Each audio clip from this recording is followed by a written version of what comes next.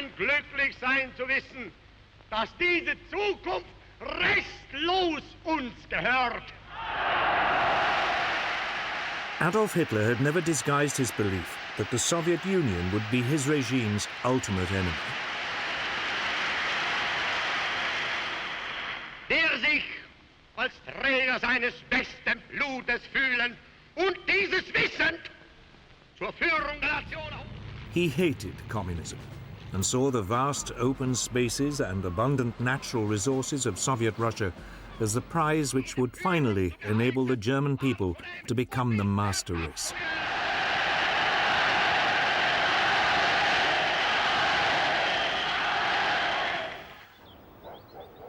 Throughout the early months of 1941, as he stayed at the Berghof, his country retreat in the Bavarian Alps, Hitler planned his greatest gamble. Operation Barbarossa, the assault on the Soviet Union.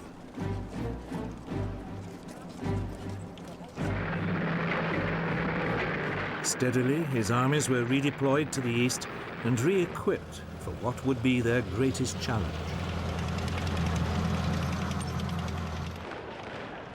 In theory, Stalin's Soviet Union was still Hitler's ally, and Stalin was keen to keep it that way, for his country was woefully unprepared for war.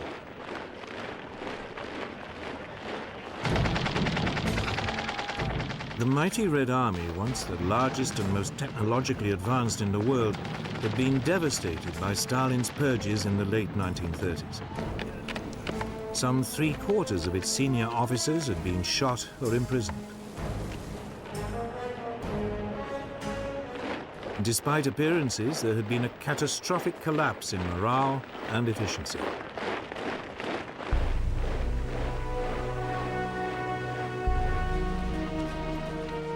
As German soldiers now flooded into neighboring Poland, Stalin, desperate to maintain the peace, gave orders that nothing should be done to offend Hitler.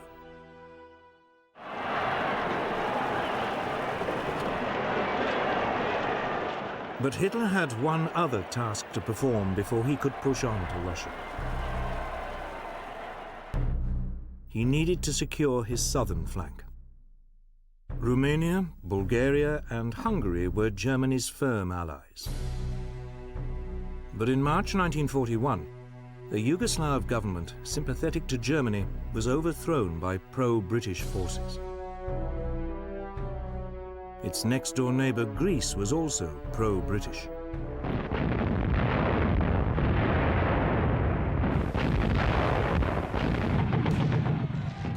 So, on April the 6th, 1941, the German army invaded the Balkans.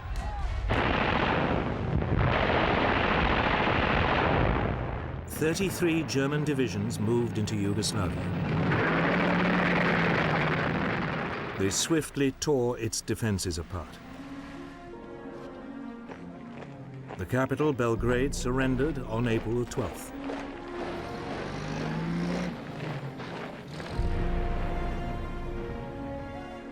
Greece fell almost as quickly. Despite British help, Athens was captured in less than 3 weeks. The way was now clear for Operation Barbarossa.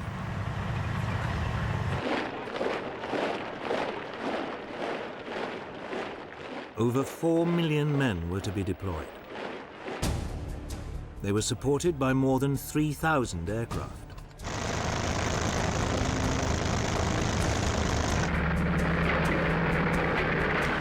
The plan called for 3 simultaneous thrusts. Army Group North would overrun the Baltic states and seize Leningrad.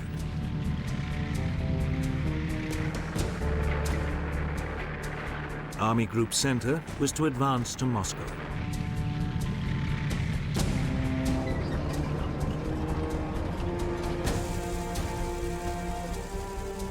And Army Group South would occupy the Ukraine.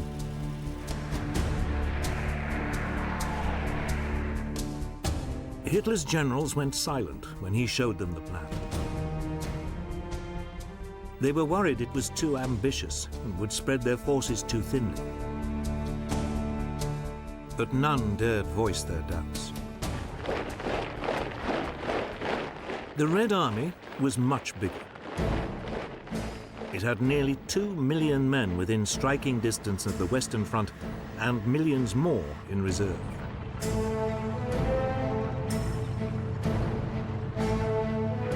The Russians also had more than 20,000 tanks, far outnumbering Germany's 6,000.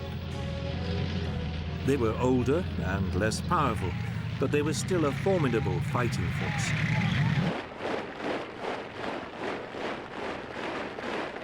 The issue for Germany was, could its superior technology and speed overwhelm the Russians before the Red Army's vast numbers ground them down?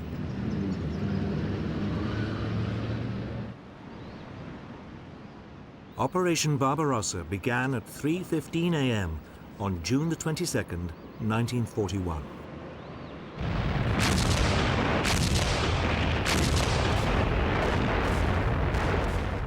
The Luftwaffe joined in at dawn, targeting Soviet airfields.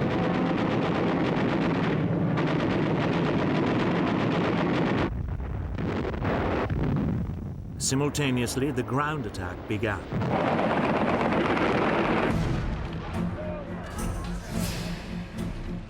The Germans swiftly crossed the River Bug on the border between Poland and the Soviet Union.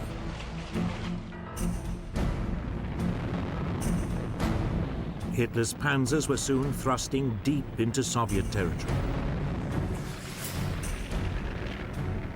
Within 2 days, the panzers had penetrated more than 50 miles. Ill-coordinated Red Army counterattacks were swiftly brushed aside.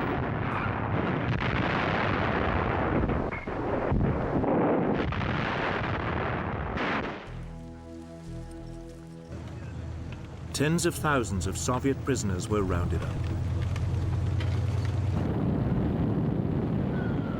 Meanwhile, the Luftwaffe had total domination of the air. The Red Army's leadership seemed paralyzed by the German onrush.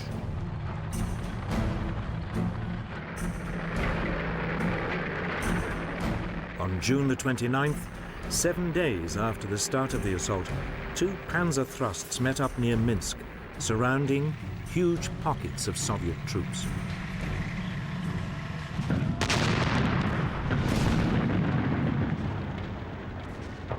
As the follow-up infantry arrived, more than 300,000 prisoners were taken.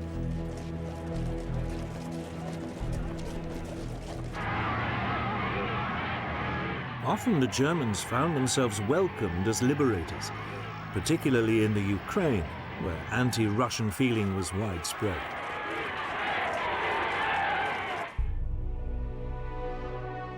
In Moscow, Stalin appeared to have suffered a near breakdown at the news of his betrayal by Hitler. He remained silent for more than a week.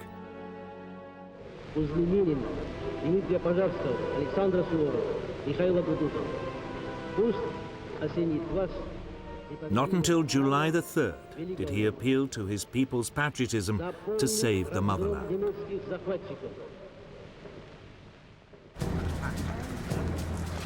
In Britain, the Prime Minister, Winston Churchill, received the news of Operation Barbarossa with very different feelings. It meant the country no longer stood alone. He announced that any enemy of Nazi Germany was a friend of Britain's, no matter what the political differences in the past.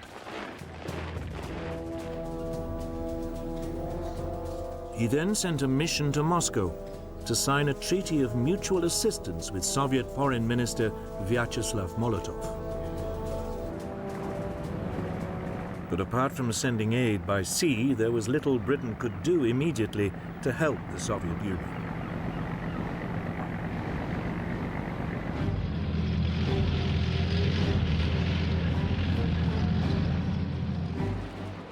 As June turned to July, the German blitzkrieg slashed deeper into Soviet territory. It was beginning to look as if nothing could stop Hitler, but he was about to make his first major strategic blunder.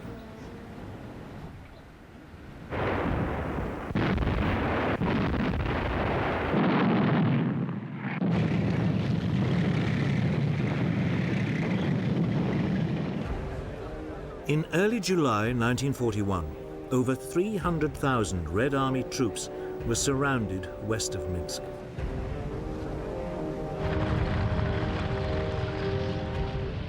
Hitler's panzer commanders, in particular General Heinz Guderian, begged to be allowed to race on. Operation Barbarossa was working like clockwork.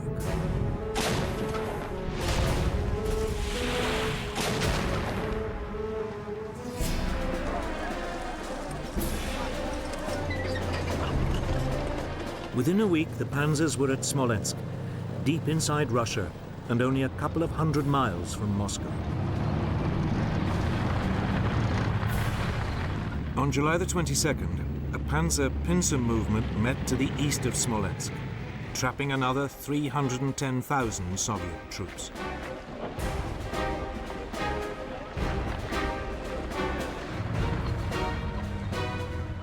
Here there was a brief pause, while the rest of the army caught up. Though the tanks could move at spectacular speed, most of the army still had to walk or rely on horse-drawn transport. But it still only took them 5 days before they arrived and began mopping up. The operation was completed in just 9 more days. Vast columns of Soviet prisoners began trudging west to captivity. Over 2.5 million never returned.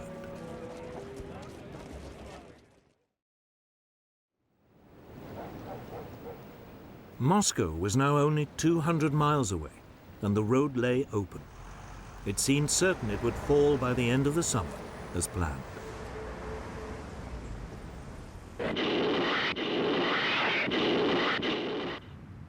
But elsewhere, the German advance was finding the going more difficult.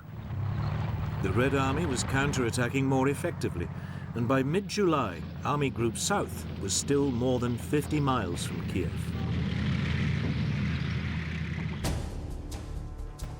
Hitler decided Guderian's panzers should delay their advance on Moscow and swing south to Kiev to provide help.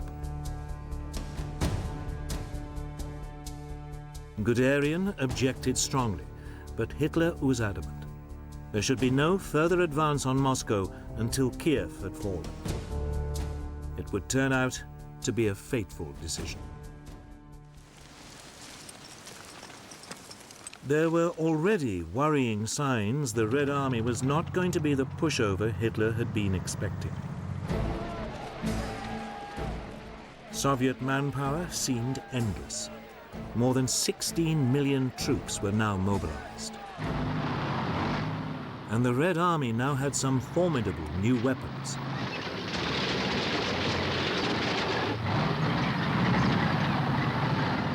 In particular, a new tank, the 37-ton T-34. It had a 76mm gun and was faster and better cross-country than the Panzer Mark IV.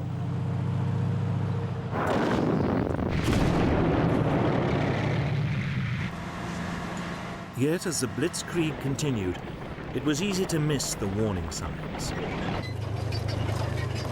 Guderian's panzer group began its thrust south on August the 23rd, 1941. The panzers of Army Group South struck north 3 weeks later. The pincers met east of Kiev on September the 16th.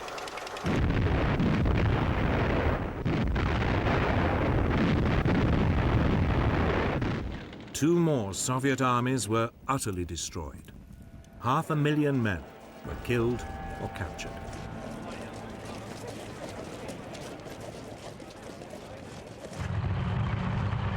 On the same day, more than 1,000 miles to the north, Army Group North surrounded the city of Leningrad, today's St. Petersburg. It was immediately cut off from the rest of the Soviet Union.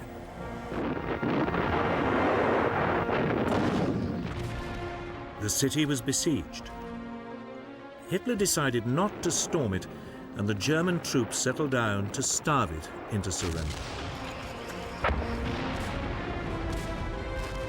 Conditions in the city became dire.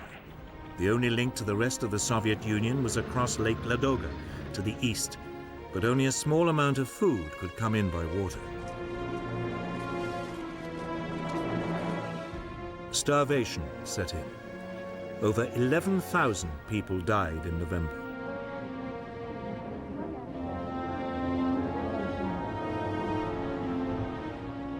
Not until December could an ice road be opened across the lake, and there was a slight increase in rations. But 3,700 people died of starvation on one day in December alone.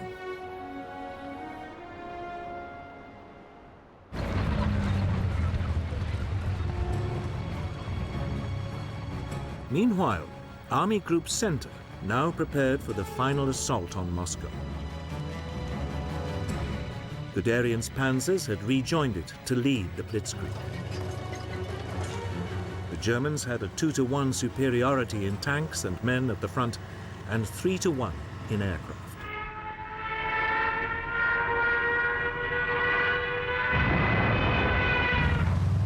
The assault started on September the 20th, 1941.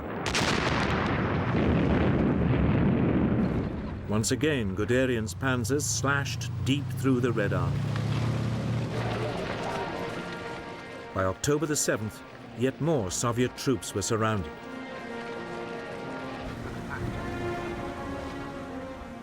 But Stalin was determined to defend Moscow to the last. He appointed Marshal Georgy Zhukov to organize the defense of the city.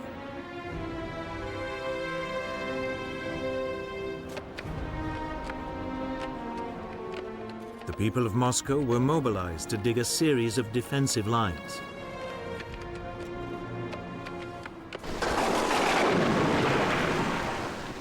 But the real obstacle to German advance would be the weather.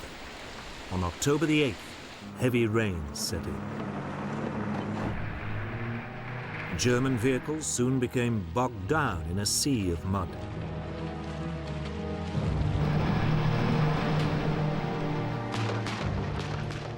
By late October, appalling weather and an increasingly stubborn Soviet resistance meant Army Group Center was still some 50 miles short of Moscow. Hitler was finally paying the price for his decision earlier in the year to delay his advance on Moscow.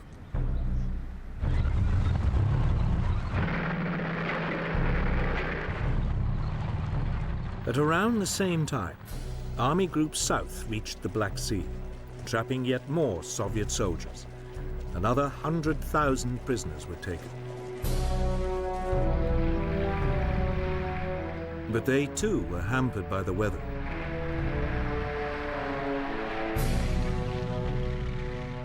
Even so, the city of Kharkov was captured on October the 24th, 1941. But the weather was now starting to freeze. The German forces, confident the campaign would be over by the summer, were caught unprepared. With no winter clothing, they now suffered terribly.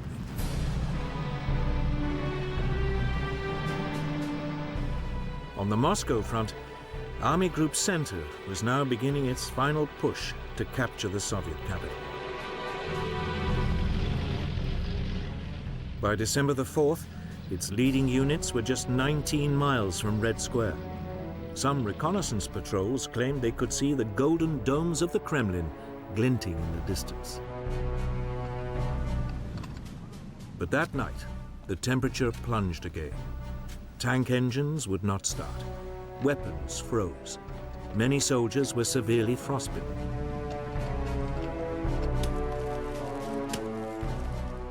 On December the 5th, the Germans halted the attack.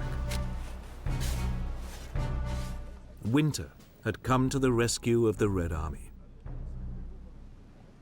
But the Germans were confident that come the spring, they could finish the job.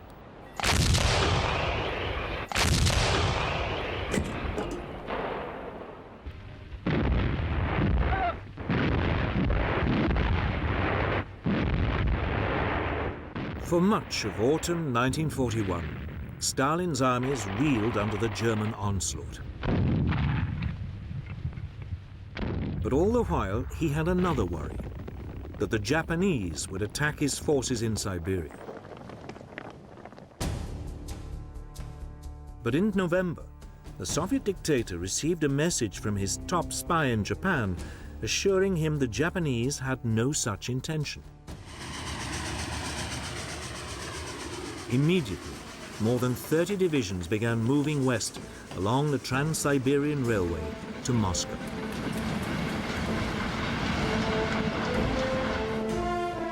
They were well equipped and well trained in winter fighting.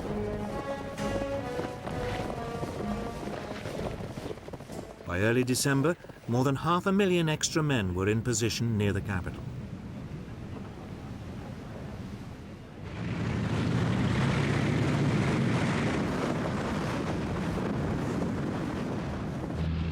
On December the 5th, just as the Germans were abandoning their attempt to capture Moscow, they were hit by a savage Russian attack.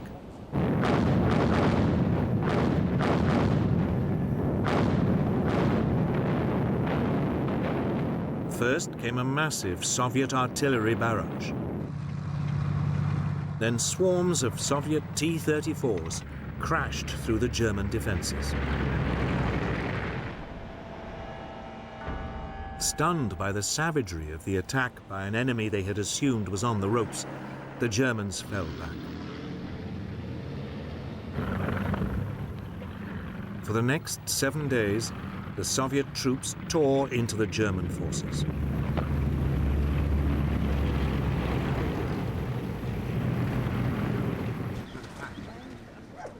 For Hitler, who had only reluctantly agreed to halt the attack on Moscow, it was a terrible blow.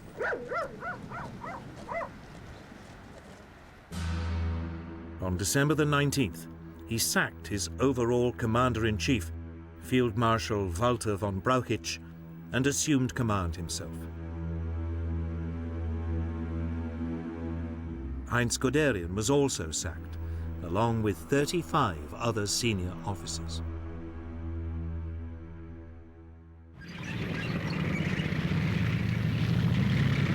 Hitler now ordered that there would be no more retreats. The German troops should fight, and if necessary, die where they stood.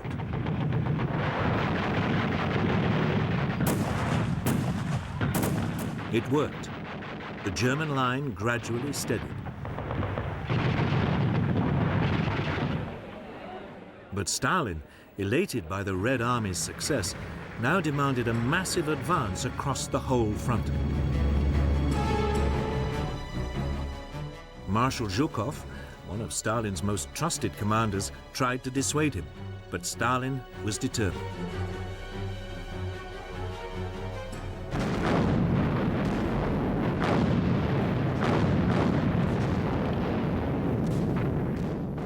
For the next 4 months, fighting swirled inconclusively around the German defensive positions. For Hitler, this was a very uncomfortable situation. He was used to, and expected, quick results. Now he was dangerously bogged down in the Soviet Union and facing an enemy that never seemed to give up.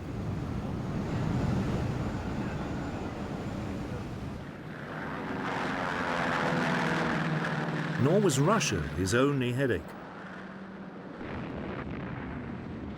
On December the 7th, 1941, Germany's ally Japan attacked the United States without warning. Hitler, with almost no thought, also declared war on the US. With no advanced planning, he had taken on a massive new enemy.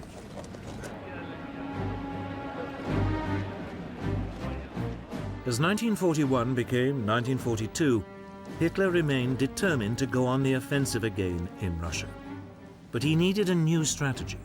The original plan of fighting across the whole front was no longer tenable. Moreover, as his economic advisors told him, Germany's oil supplies were running low. So he decided to halt the attacks in the north and instead head for Russia's oil fields in the south. The initial plan for Operation Blue, as it was called, envisaged an assault south of Kharkov with Army Group A swinging down to seize the oil fields, while Army Group B covered its flank along the River Don.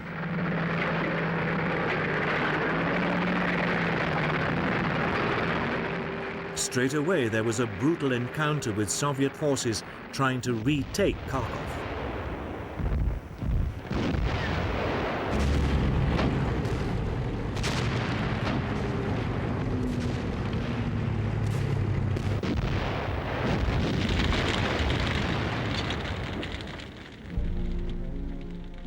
Another 200,000 Soviet troops were captured. 70,000 were killed.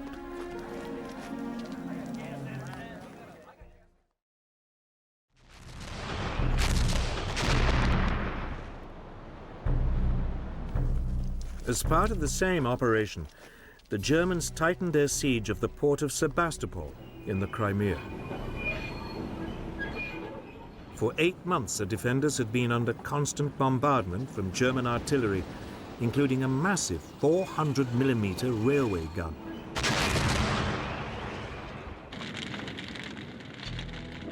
In late June 1942, Sebastopol finally fell to the Germans. It was now safe to head for the oil fields.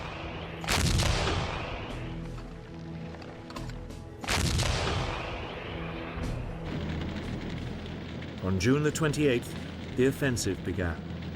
Army Group B forced its way through to the River Don and advanced along its western bank.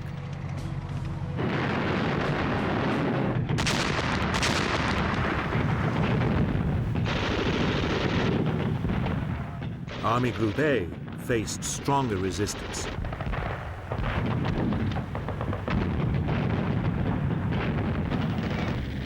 But by July the 9th, it was close to Rostov.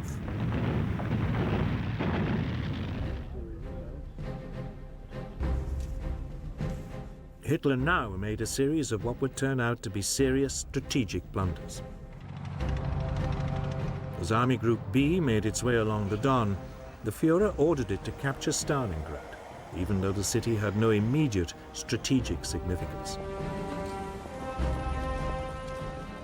The army had suddenly been given a massive new task. 2 weeks later, Hitler compounded his misjudgment. Frustrated by the slow progress of the campaign in the Caucasus, he diverted the bulk of his panzers down to the mountains. The march on Stalingrad slowed noticeably.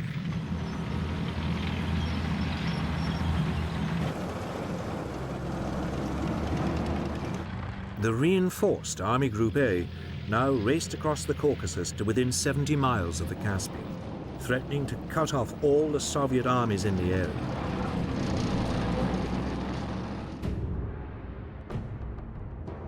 But then Hitler changed his mind again. Enraged by Army Group B's slow progress to Stalingrad, he now ordered the panzers back up north. On August the 9th, Army Group A seized the first of the southern oil fields at Maikop. It found them comprehensively trashed.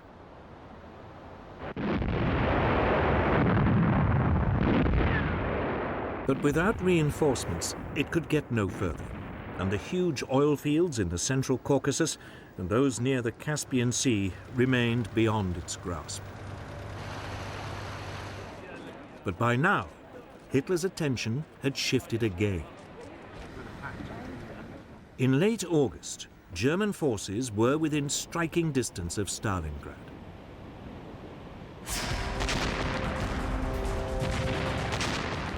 The assault on the city, which bore the name of Hitler's arch-enemy, had begun.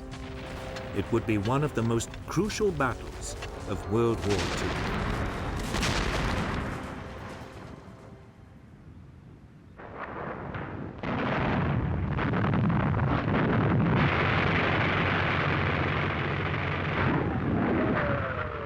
On August the 17th, 1942, General Friedrich Paulus's 6th Army crossed the Don and began a final push on Stalingrad.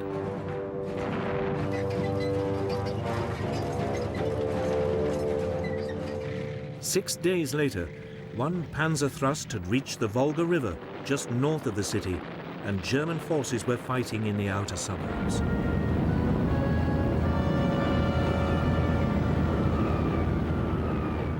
Hitler seemed poised for a famous victory.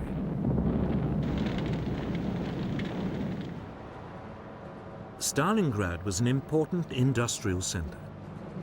It straggled for more than 12 miles along the west bank of the river. Its factories produced over a quarter of the Soviet Union's tractors and trucks, as well as tanks and guns.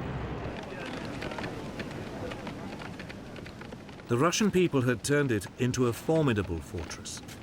They had been helped by Hitler's decision to send Army Group B's panzers to the south. This had given them another 2 weeks to prepare.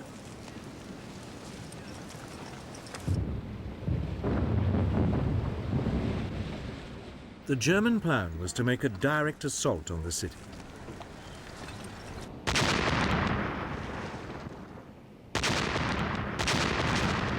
Now began one of the most prolonged and intense battles of World War II.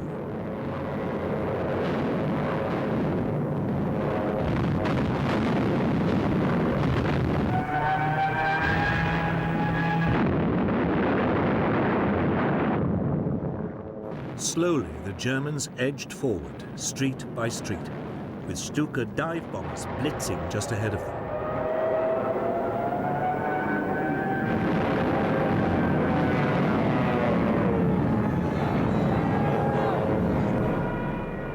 The fighting was savage, house to house, room by room.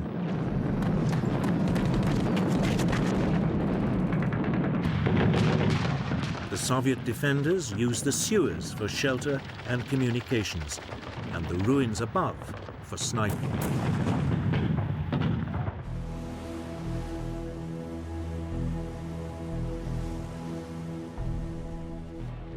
Russian reinforcements had to be brought across the river.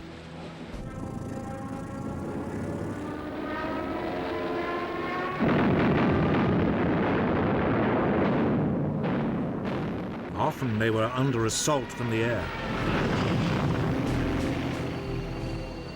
But even so, thousands got through.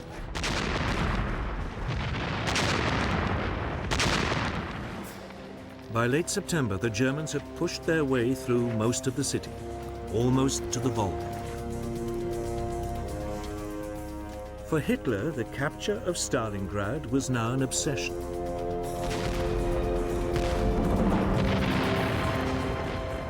On October the 4th, 1942, General Paulus launched what was meant to be the final assault on Stalingrad.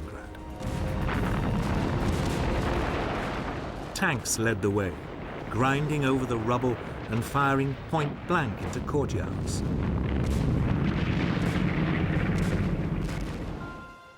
One German officer said, "The advance is measured in corpses, not meters."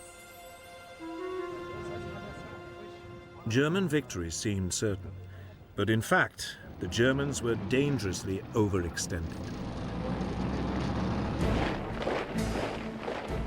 By mid-November, the Soviet army was bringing in reinforcements. More than 1 million troops, 13,500 guns, 900 tanks, and over 1,000 aircraft were secretly moved to the battle zone.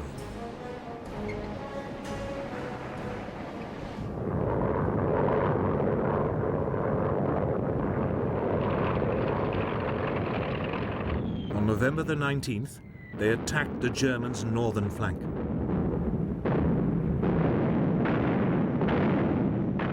After a massive artillery barrage, the T-34s and assault infantry burst through the German positions.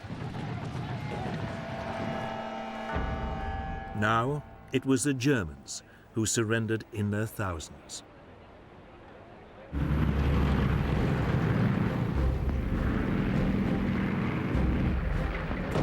The next day, a Soviet assault in the south was equally successful. And on November the 23rd, these pincer movements met west of Stalingrad, cutting off the German Sixth Army. General Paulus, in charge of the German forces, could have broken out, but Hitler ordered him to stand and fight. The Führer had been assured by the Luftwaffe that sufficient supplies could be airlifted into Stalingrad. This was enough for him to announce that the German positions must hold out until relieved. To help Paulus, Field Marshal Erich von Manstein, the overall German commander in the region, launched Operation Winter Storm on December the 12th. It was an attempt by the German panzers to break the Soviet encirclement of the city.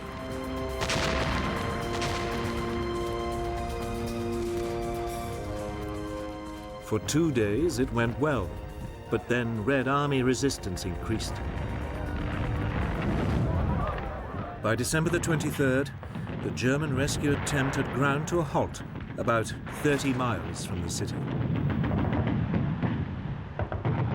Manstein advised the beleaguered Paulus to attempt to break out of Stalingrad. But Paulus wanted Hitler's permission. This was refused.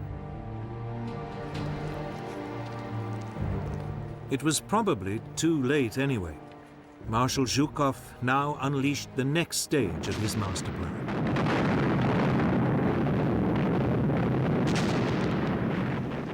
It was a massive assault on the Panzer Relief Operation.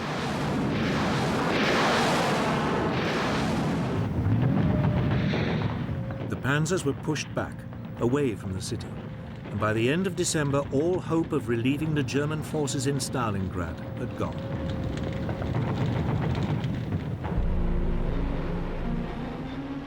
Worse still, plans to airlift aid into the city were a fiasco.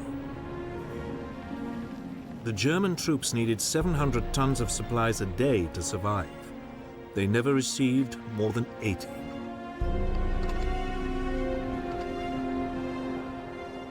The weather was too bad, and the Red Air Force now commanded the skies.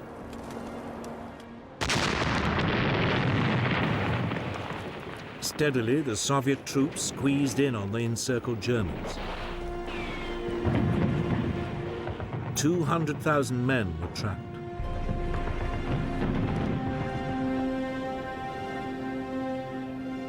On January the 8th, the Soviets called on the Germans to surrender.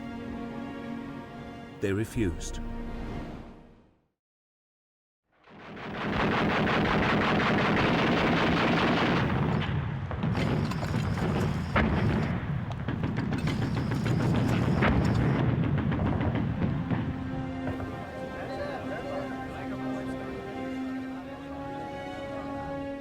On January the 31st, 1943, Paulus was forced to surrender.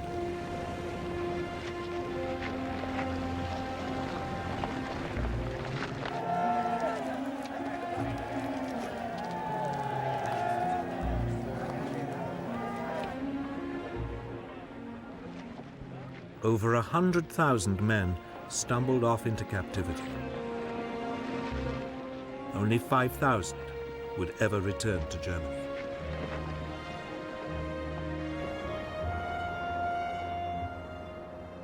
Stalingrad had been a bloody battle. The Germans had been savaged.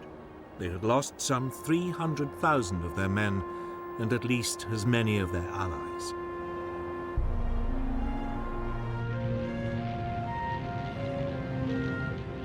The Russians had lost about the same number, including thousands of civilians. It was Germany's greatest catastrophe in the war so far, but it wouldn't be the last. The Red Army was now inflicting massive defeats on Hitler's forces across the whole Eastern Front.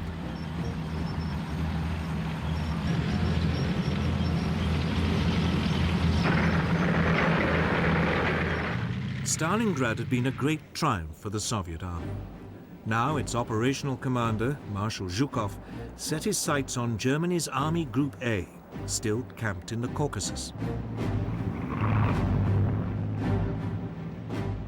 Soviet troops thrust their way west of Stalingrad, and by early December 1942 were within 120 miles of Rostov. There was a real possibility all the German forces in the south would be cut off. With little choice, Hitler reluctantly gave Army Group A permission to fall back.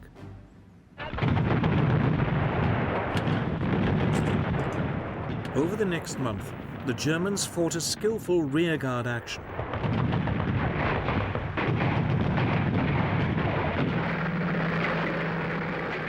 Hundreds of thousands of troops withdrew. Then, on January the 12th, 1943, Zhukov launched an all-out assault.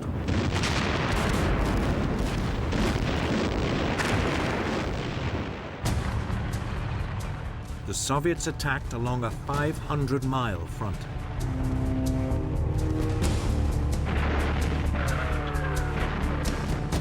Outnumbered 7-1, von Manstein, the overall commander of German forces in the region, fought a brilliant mobile retreat.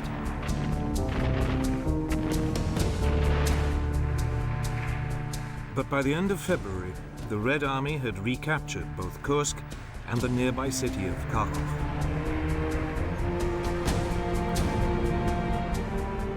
This Russian winter offensive had struck a crippling blow to German power. Over a matter of months, it had lost 1 million men and vast numbers of tanks and guns.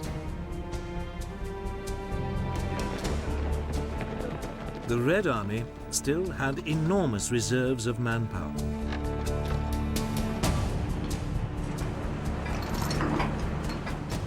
It was also benefiting from a huge increase in weapons production and aid from the United States and Britain. The Germans also no longer had the technological upper hand. The T-34 tank was more than a match for the Panzer Mark IV. And they also had the terrifying Katyusha multiple rocket system, which shattered German troops.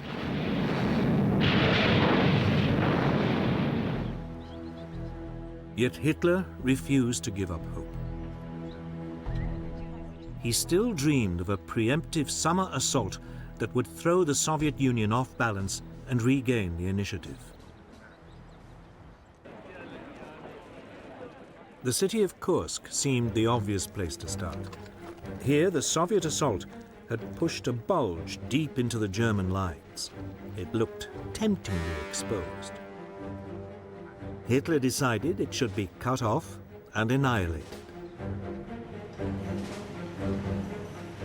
He also had an ace up his sleeve.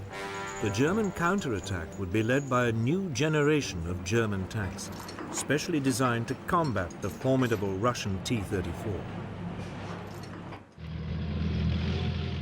The massive but slow 55-ton Tiger had a lethal 88mm gun, and its frontal armor made it almost impervious to Soviet tank guns.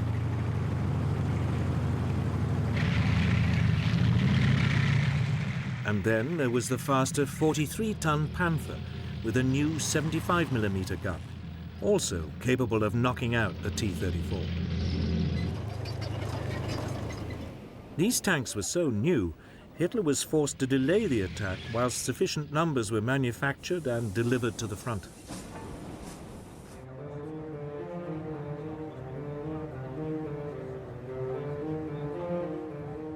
But even as the German forces began to assemble, the Soviet commander, Marshal Zhukov, guessed what was about to happen. Soon afterwards, he received information from a Soviet spy ring inside the German High Command, confirming the site of the attack. Zhukov ordered the construction of a series of defensive lines with anti-tank ditches, minefields, and deep belts of barbed wire. He also massively built up Soviet forces in the area, pulling in troops and tanks from less vulnerable parts of the front.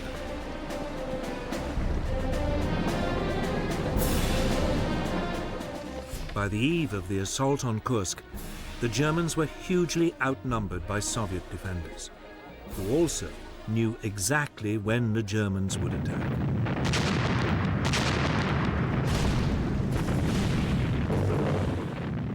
On July the 5th, 1943, just as the German troops prepared to assault, they were hit by a huge Soviet artillery bombardment.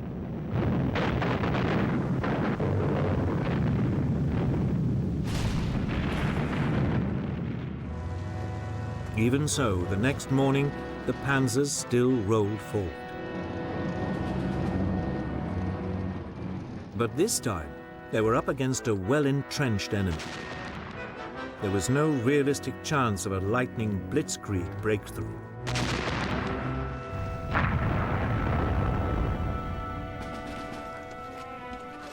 The results were disastrous.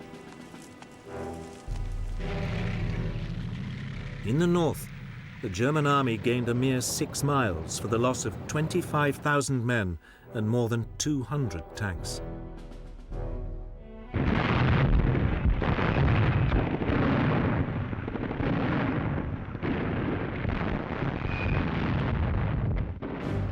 In the south, the Germans fared a little better.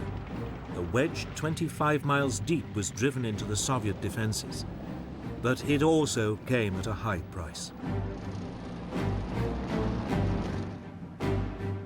10,000 men were killed and 350 tanks destroyed.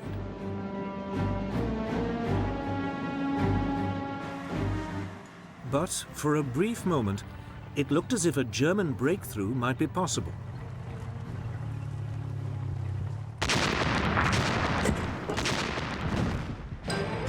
Then Zhukov threw in his reserves.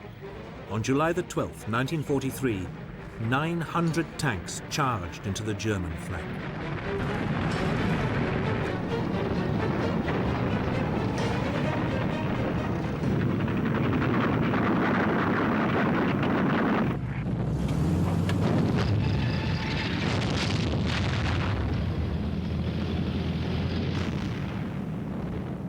Almost 2,000 tanks now engaged in what was the largest armored battle of World War II.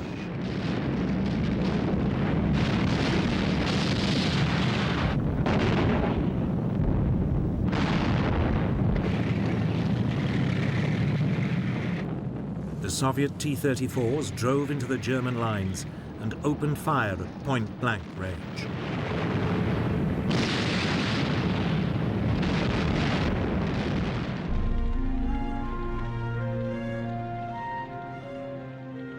After a single day of brutal combat, the Germans had lost a further 350 tanks and were retreating.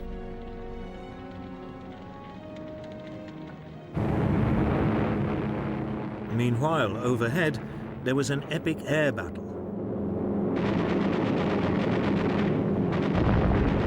Eventually, the Soviet Air Force established supremacy over the Luftwaffe.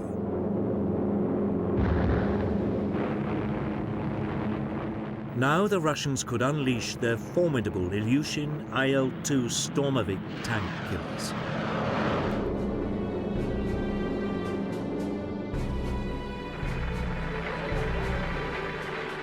By July the 23rd, the Germans had lost any ground they had gained, and with it, the cream of their army.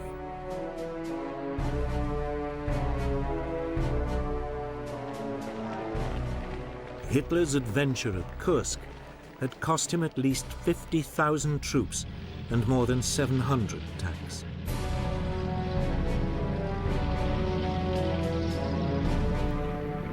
Never again would the Germans launch a major offensive on the Eastern Front.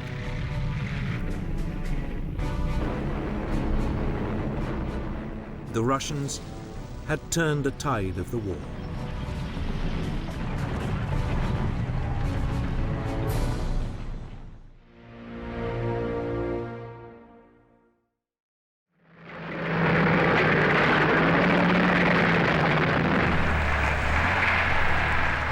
summer 1943, and on the Eastern Front, Hitler's armies were in retreat.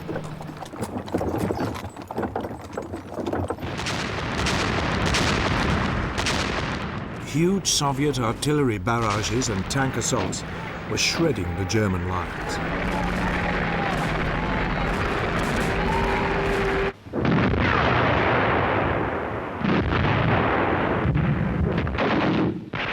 Hitler, by now, was fighting a war on two fronts. In Western Europe, an Anglo-American force was moving up through Italy, menacing his southern flank. The Germans had been forced to pull some of their elite troops back from the Eastern Front to help.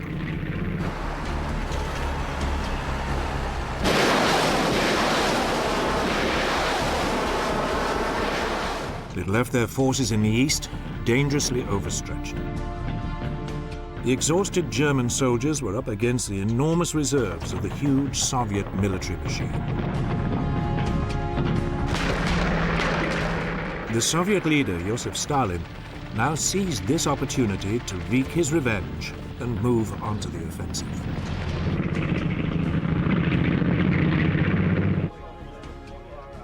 By early August 1943, the Red Army had driven the Germans from the cities of Orel and Belgorod.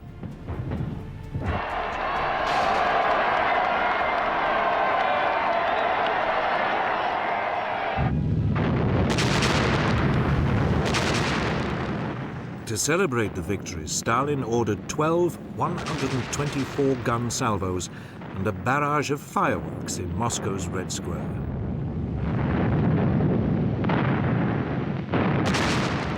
He proclaimed, "Eternal glory to the heroes who fell in the struggle for freedom. Death to the German invaders."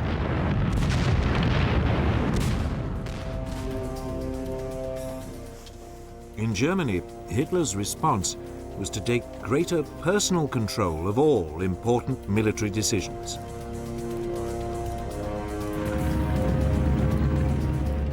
The effects were felt almost immediately by Axis troops occupying the strategically important city of Kharkov.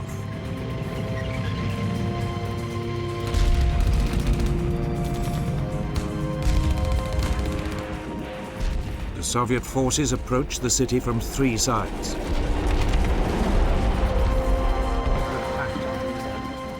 The German commander, Erich von Manstein, ordered a tactical withdrawal.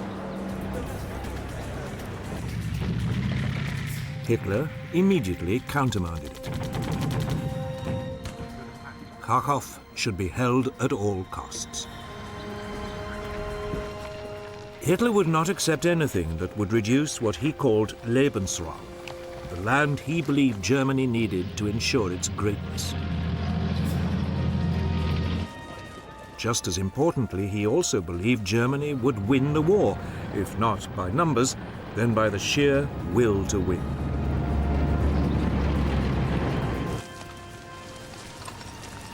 The Germans dug in.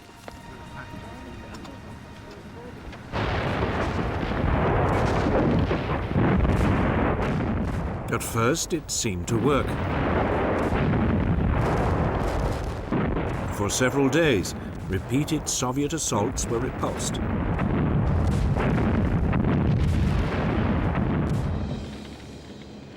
More than 300 Russian T-34 tanks were destroyed.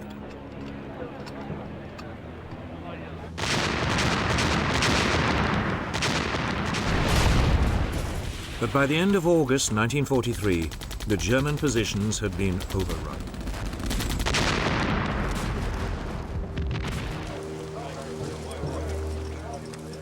Eventually, Manstein went against his Führer. He ordered his men to get out.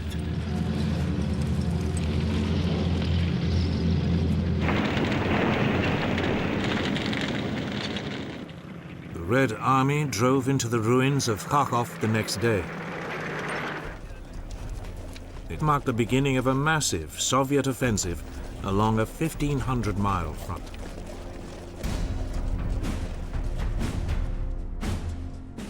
It stretched from Rostov in the south to Smolensk in the north.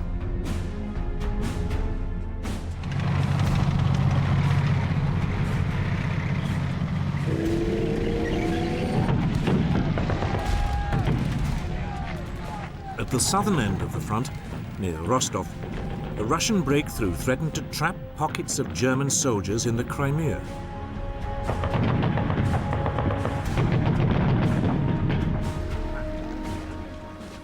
Once again, Manstein asked permission to withdraw. All he got was a message from Hitler. "Don't do anything. I am coming myself." But he never did. The German military was forced into another last-minute, chaotic retreat.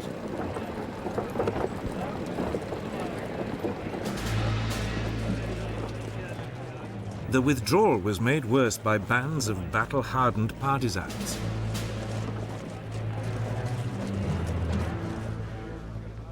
Many were former Red Army soldiers who had been cut off behind enemy lines.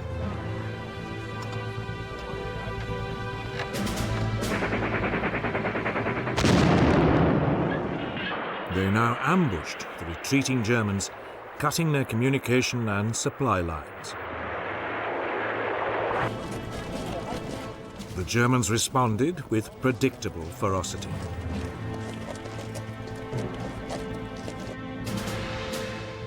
There were savage reprisals against the civilian population.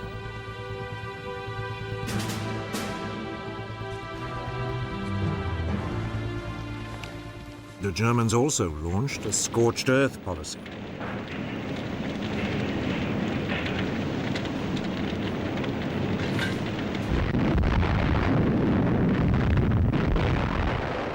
Factories, power plants, railways and bridges were all blown up.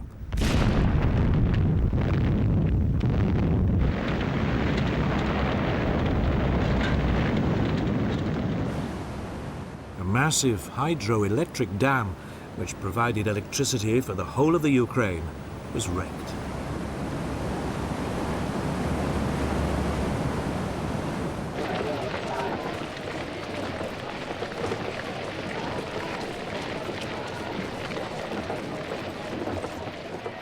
Meanwhile, in the center of the front, the Germans fell back across the river Dnieper. As they fled, they blew up yet more bridges, turning the river into a formidable defensive line.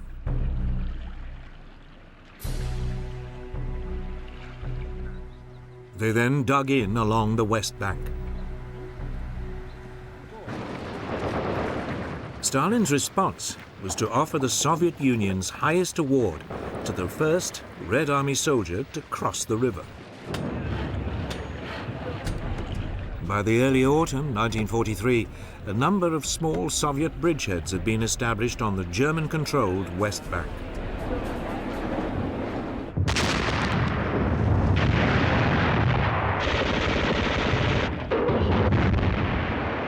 But they met determined German resistance. Fighting raged along the Dnieper throughout October 1943.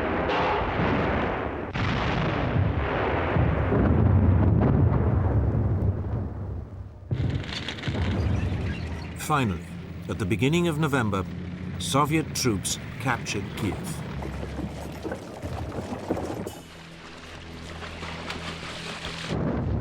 All along the river, the Germans were pushed out of their defensive positions and forced to retreat still further west.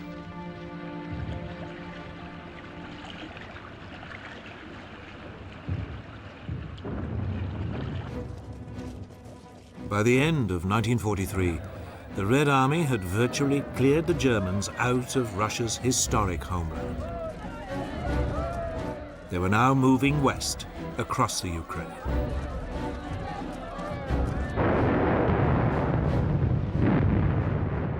The countries of Europe were in their sights.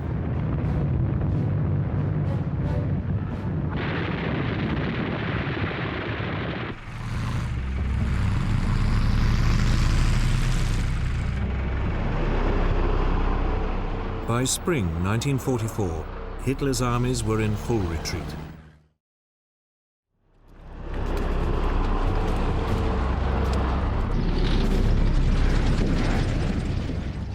The Soviet leadership now poured in ever greater quantities of men and equipment. The Germans had two excellent tanks, the Tiger I and the Panzer Mark V Panther. Both were well suited to the sort of mobile defensive warfare which was the only remaining hope for the German armies on the Eastern Front. But the Red Army had at least twice as many tanks, mostly the battle-tried T-34, and armament factories in Siberia were turning out more at a rate of 2,000 a month.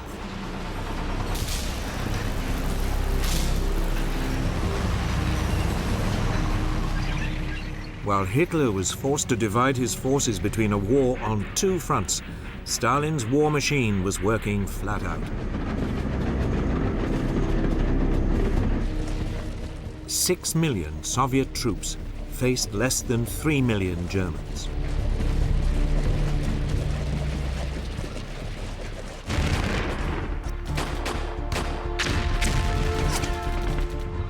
In early January 1944, the forces of the First Ukrainian Front moved in from the north on the German-held town of Korsun.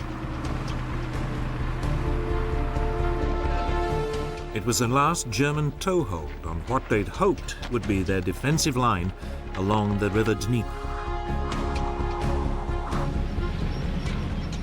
12 days later, the forces of the Second Ukrainian Front drove forward on the southern side.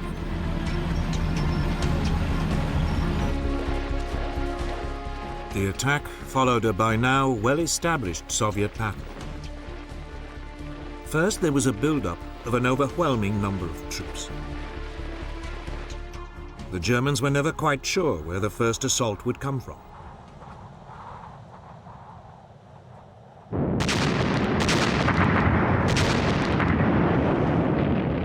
Then there was a devastating artillery bombardment.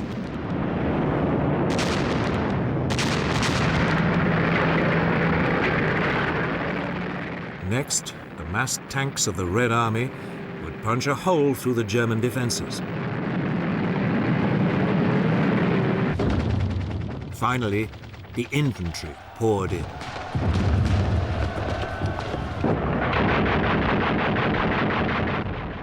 In Korsun, it quickly became obvious to the Germans they were about to be overwhelmed.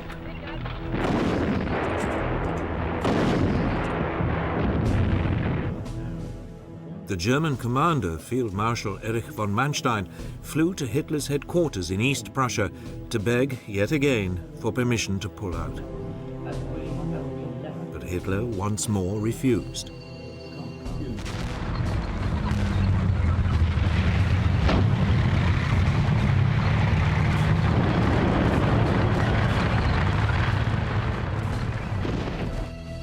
After a week of fierce fighting, about 60,000 men were trapped in what became known as the Korsun Pocket.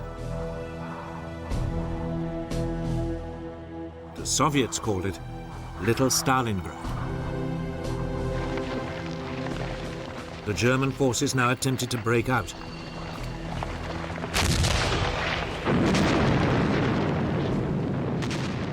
But the Russians were ready for it.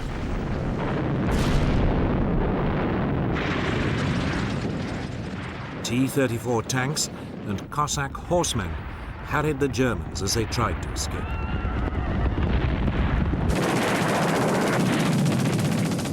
The fighting lasted 2 days.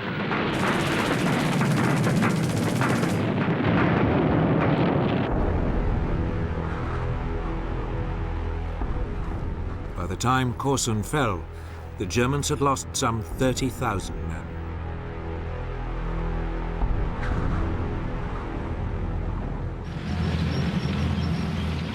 The Red Army forces were now moving forward at speed.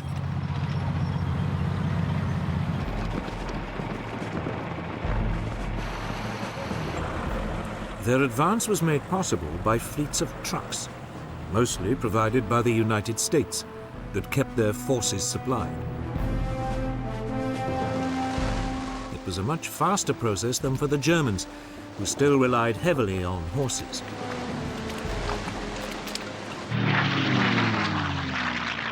The Russians were also dominating the skies.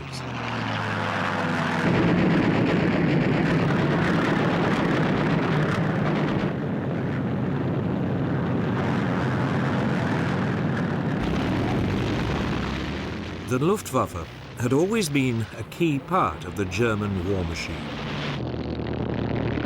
But Hitler had been forced to divert many of his aircraft to defend the homeland from a US and British bomber offensive.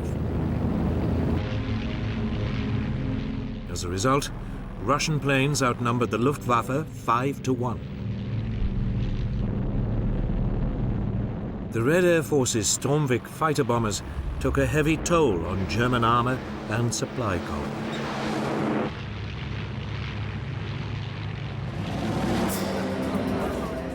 Yet Hitler refused to contemplate defeat, and now announced a new version of his no-retreat policy. He ordered the German troops to create what he called fortified areas, or local strongholds. These were to be defended to the bitter end. Only with his personal approval could any of these fortresses be abandoned. It was a desperate ploy, and would come to cost the Germans dearly. One of the first tests of the new strategy was near the Ukrainian town of Kamenets-Podolsky. Here, 20 divisions of panzers were threatened with being cut off.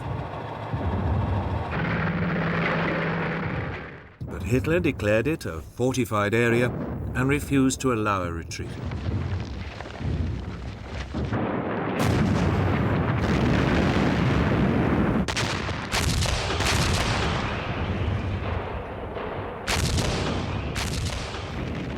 In the face of bitter fighting, there was a vitriolic argument between Hitler and Manstein, who could see the writing on the wall.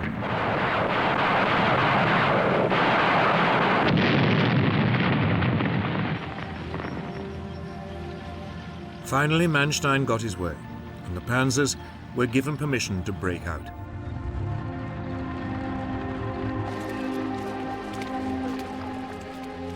Ten days later, some 200,000 men of the 1st Panzer Army safely reached the German lines over 100 miles to the west. But they had lost most of their heavy equipment and weapons. By now, Manstein's requests to retreat had become too much for Hitler. The field marshal was sacked.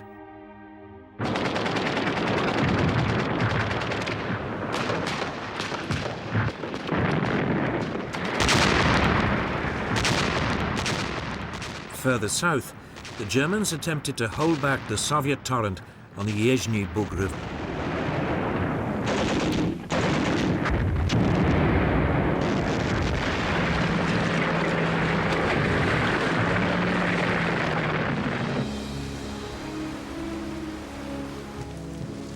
They failed, and a large force of Germans was caught behind Russian lines in the Black Sea port of Odessa.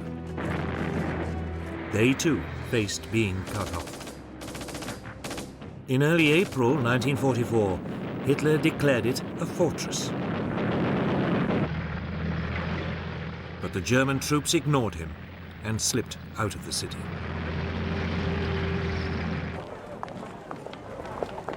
Several days later, on April the 10th, Odessa was liberated.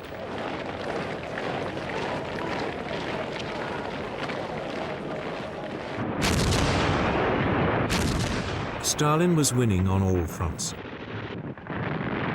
He could now turn his attention to the northern Russian city that had suffered under Nazi assault for years.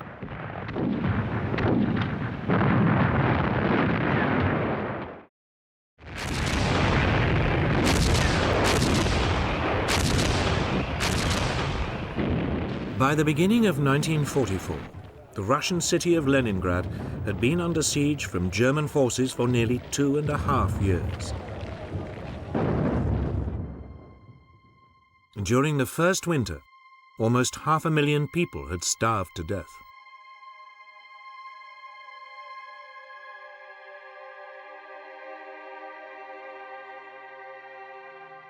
Volunteers struggled to put out fires and construct defenses.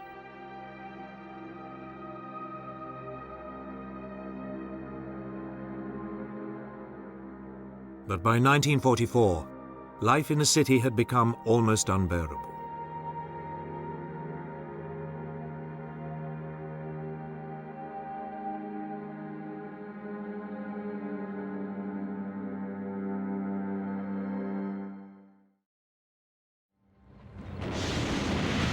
Several attempts to relieve it had failed. One effort in 1942 led to the capture of more than 50,000 troops of the Soviet Second Shock Army.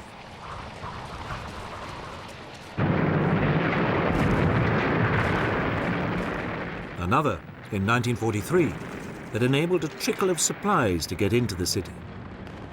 But even so, throughout 1943, up to 20,000 people continued to die of cold, disease and starvation every month.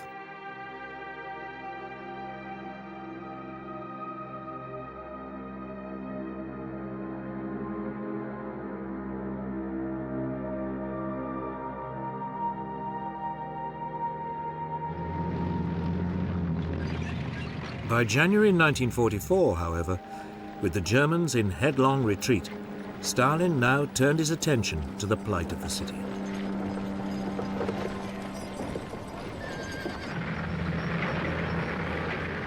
That month, Soviet forces secretly infiltrated the neighboring peninsula around Oranienburg.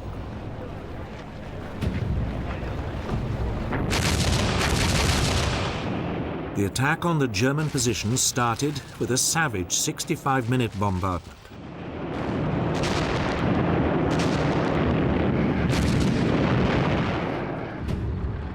Then Russian troops ripped into the startled German lines.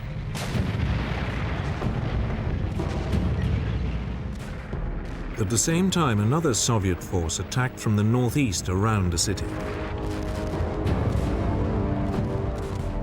They too burst onto the German lines.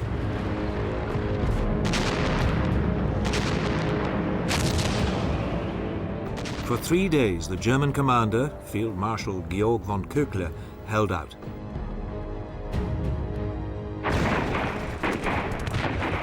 Finally, he asked Hitler for permission to fall back.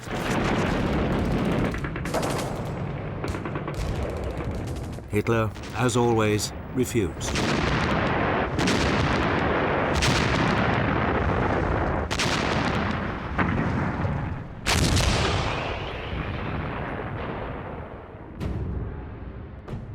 Köchler argued back, telling the Führer only a swift withdrawal would save his army from a massacre.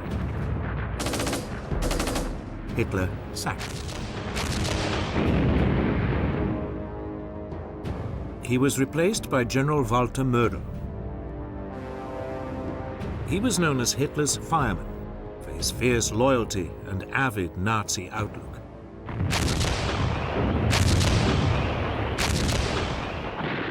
But even to Mödel, the danger was obvious. He now disobeyed Hitler and pulled out.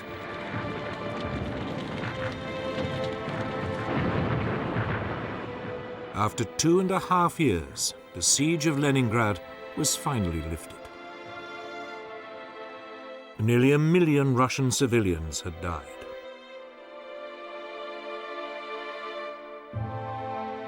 Relief in the city was overwhelming.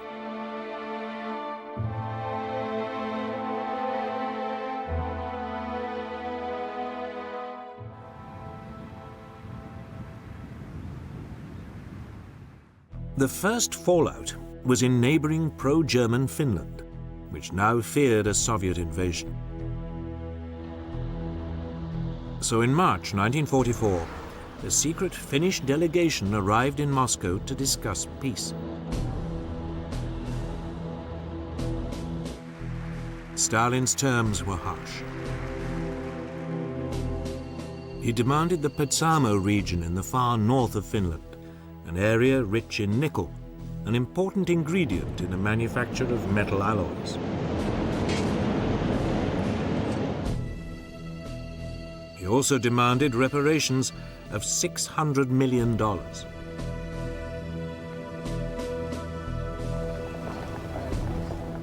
Finns refused and prepared for a Soviet invasion. But Finland could wait. The Soviet High Command, or Stavka as it was known, had more pressing business further south.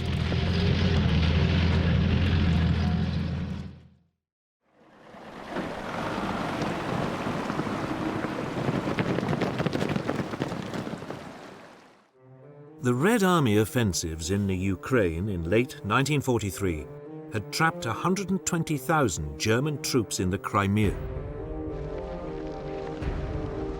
Hitler, as ever, had refused to allow them to withdraw. They now waited helplessly for a Soviet onslaught.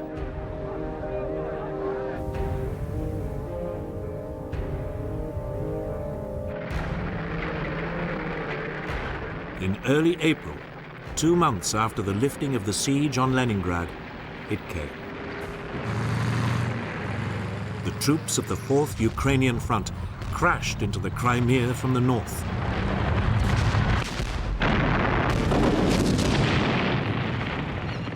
At the same time, a diversionary attack landed on the eastern end of the peninsula.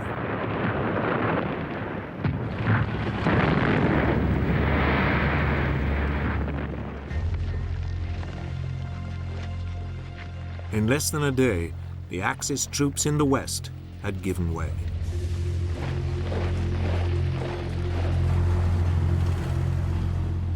They fell back on the port of Sebastopol, and Hitler ordered Fortress Sebastopol to hold out to the last man.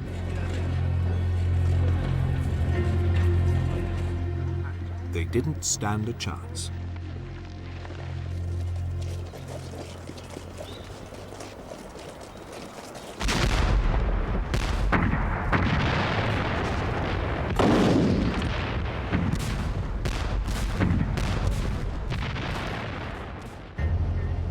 Within 2 weeks of the siege, German troops were being evacuated by sea.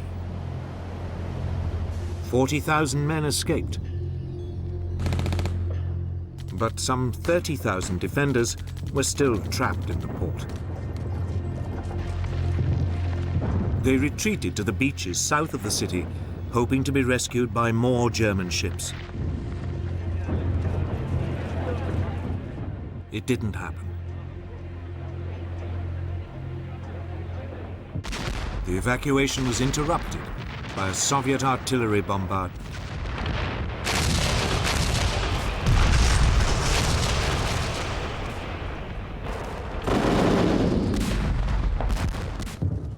Three days later, the Germans surrendered.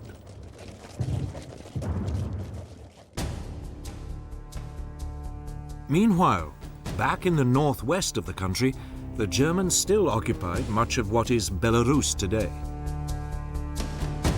But the Red Army had grabbed a vast bulge of land stretching into Poland and Romania. It meant the Germans had to defend a 1,400-mile front. They were hugely overextended. Military logic suggested it was time for the Germans to withdraw to more manageable defensive positions.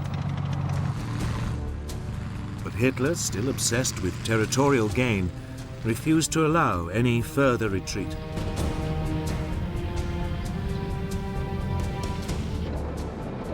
The German military would continue to pay a high price for Hitler's constant meddling and unrealistic ambitions.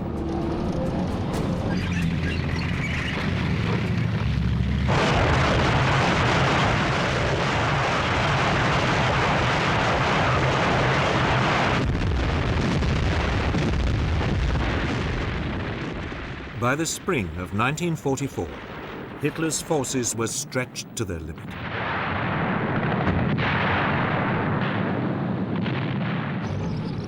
All along the Eastern Front, there was a desperate need for reinforcements.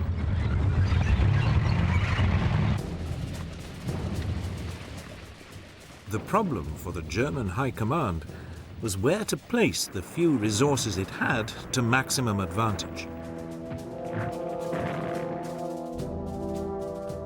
German intelligence reports suggested the next big Red Army offensive would be into Belarus. But Hitler disagreed. He was convinced Stalin would strike south and seize the Romanian oil fields. Both were wrong, at least to begin with. In the early summer, the Red Army Command finally turned its attention to Finland.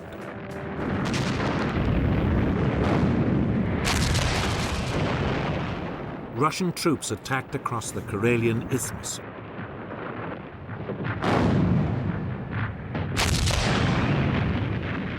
After 2 days fighting, the Finns were forced to retreat.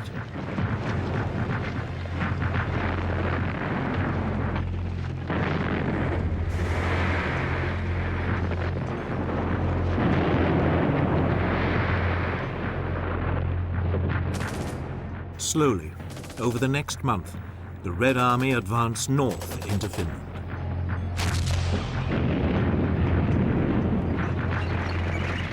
By August 1944, it was all over, and the Finns sued for peace.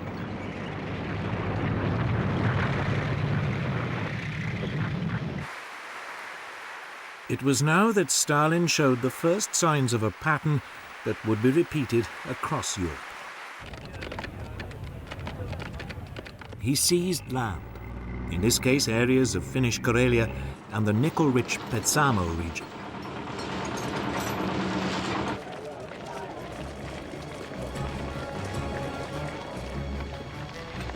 Next, Stalin's attention turned to Central Europe. In the summer of 1944, he launched what he called Operation Bagration, named after a Russian hero of the Napoleonic Wars.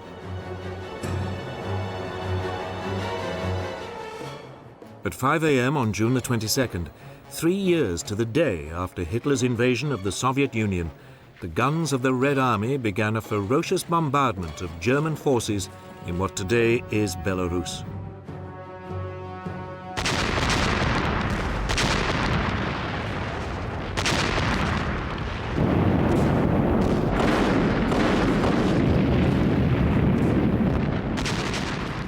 It was exactly where, months earlier, German intelligence reports had suggested a Soviet attack would come. But because Hitler had ignored them, the area was poorly defended. It was another of his mistakes.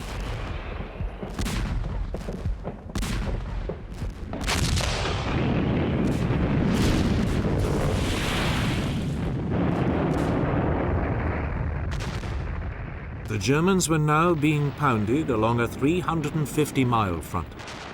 In some places, the Russians used over 400 guns for every mile.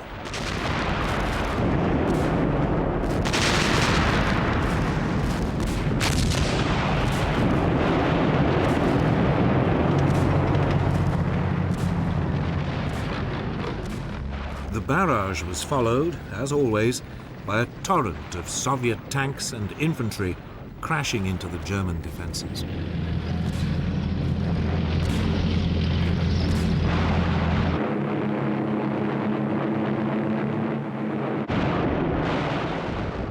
To make matters worse for the Germans, they had almost no air support.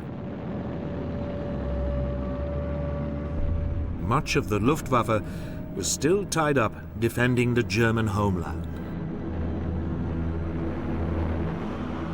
It was now that Hitler's folly of fighting a war on two fronts became all too apparent. The Red Air Force could operate almost unopposed.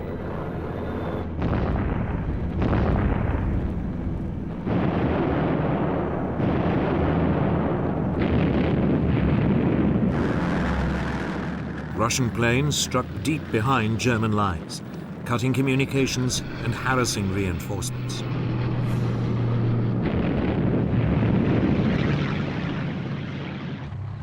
Within 36 hours, the German panzers had been swept aside.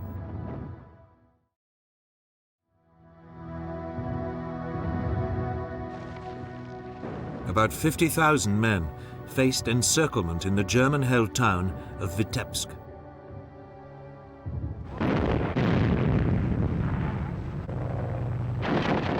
Hitler, as had become routine, initially refused to let it retreat.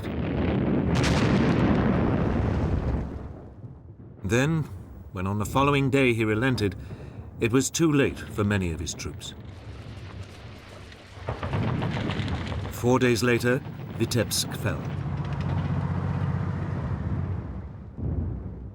20,000 Axis troops were killed and 10,000 taken prisoner.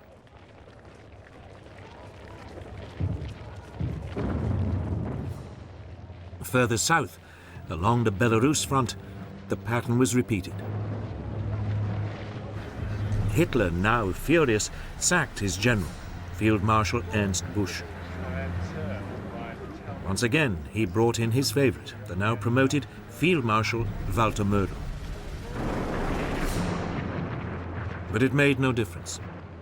Town after town fell.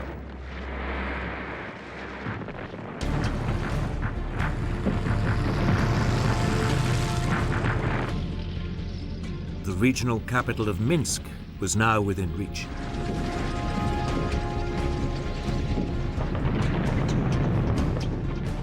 Two days later, the Red Army encircled it.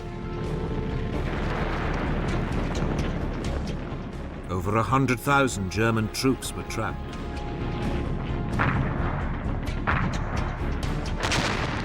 Soviet forces bombarded.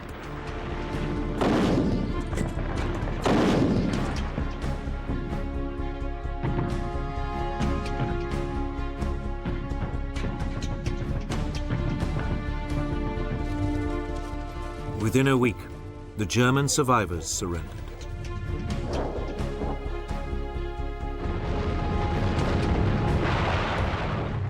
The unstoppable Russian advance now pushed on to the Baltic states.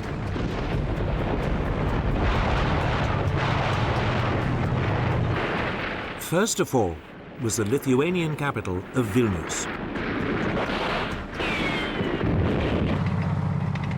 Across the entire eastern front, the Germans were in retreat. But they left behind them towns and countryside laid waste. They committed widespread atrocities against local inhabitants.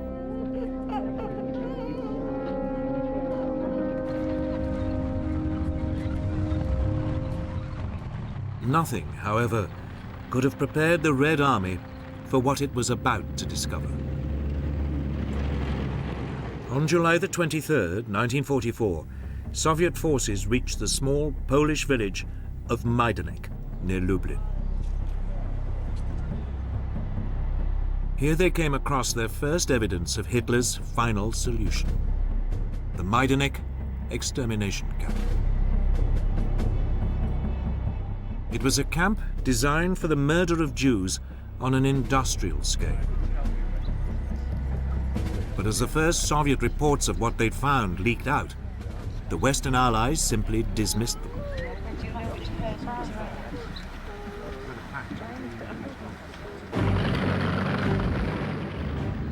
Three days after seizing Majdanek, the Russians were approaching Warsaw. But here the Red Army paused. Stalin now stood ready to do what Hitler had done before: grab land, not in the name of Lebensraum, but of communism.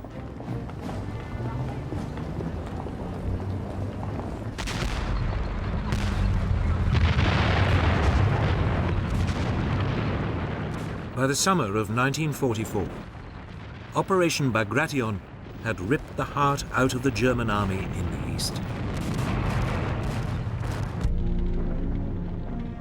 More than 300,000 Axis soldiers had died.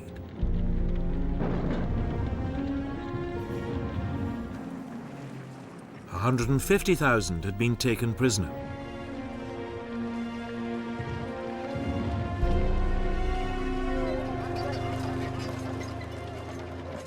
The Red Army now paused and dug in along the river Vistula, south of Warsaw.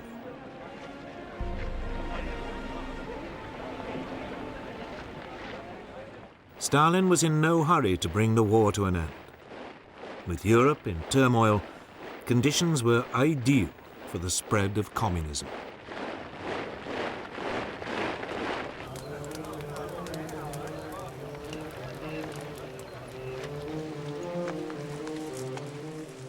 The first victims of Stalin's political calculations were the Poles. On August 1st, 1944, the Polish Home Army rose up in Warsaw against its Nazi occupiers.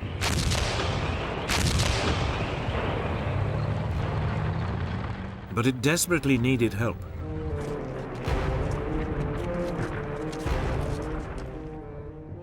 The Red Army, camped just to the south, was perfectly placed to provide it. But Stalin regarded the Polish Home Army as close to the Polish government in exile in London and hostile to communism.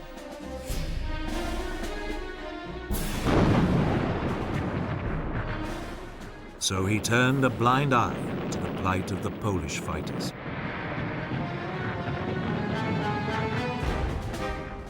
They were crushed with terrible brutality. The Germans wouldn't finally be pushed out of Poland until the Russian army drove them out in January 1945.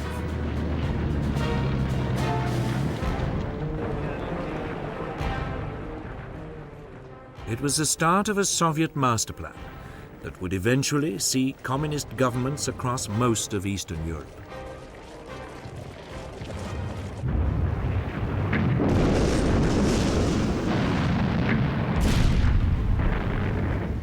To the north, contingents of the Red Army continued to clear the Germans out of the Baltic states.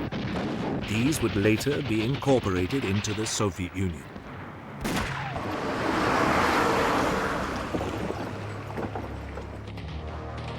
Near the Latvian capital of Riga, over 200,000 Germans were trapped behind Russian lines.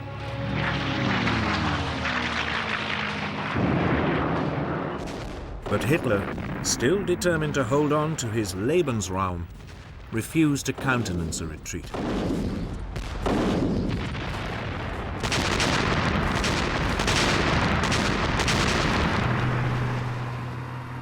Even so, gradually the German forces were pushed back to the Baltic coast.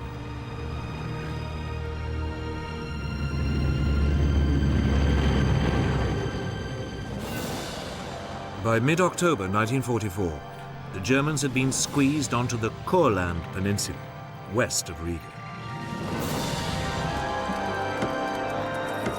They would remain marooned there for the rest of the war, when they eventually surrendered to Soviet forces.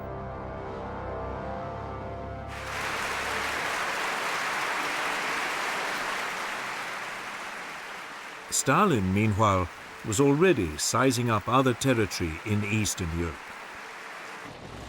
He could have moved directly west towards Germany. Instead, units of the Red Army moved south in a vast thrust down through the Balkans.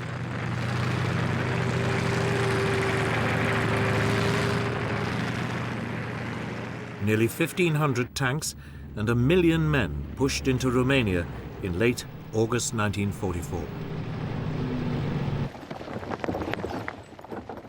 The defending Axis forces had less than 400 tanks and just 800,000 troops.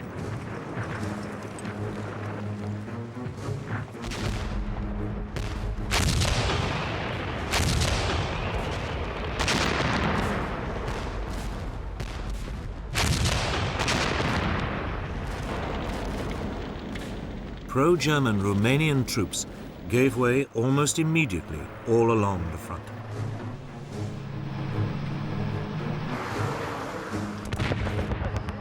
3 days later, large pockets of German troops were surrounded near Kishinev. Hitler issued his standard command: no retreat.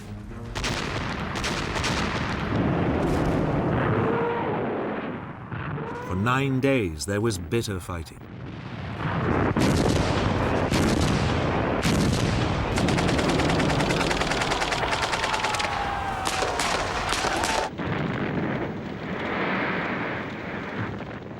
Over 180,000 German troops were killed or taken prisoner.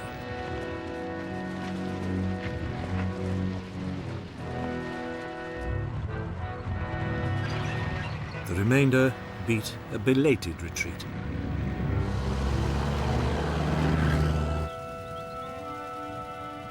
In late August, Romania's pro-German dictator, Marshal Ion Antonescu, was arrested.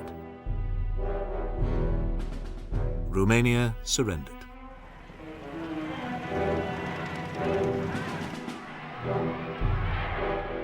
By the end of the month, the Red Army was in Bucharest and had occupied the strategically important Romanian oil fields. It meant Germany had lost its main supply of oil. 3 Soviet armies now moved south into Bulgaria.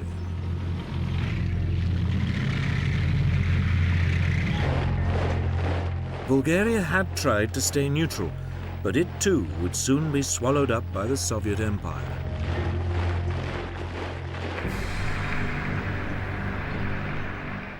Meanwhile, the rest of the Russian forces now moved west towards Yugoslavia.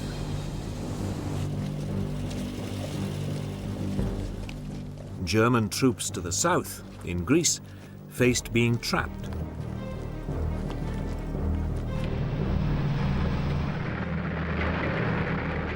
They began a hasty retreat up through Albania and southern Yugoslavia.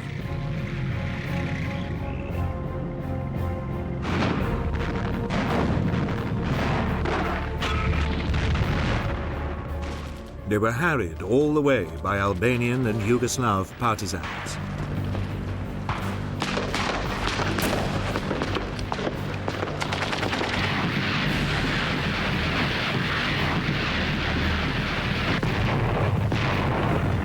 By mid-October 1944, the Red Army had reached the Yugoslav capital of Belgrade.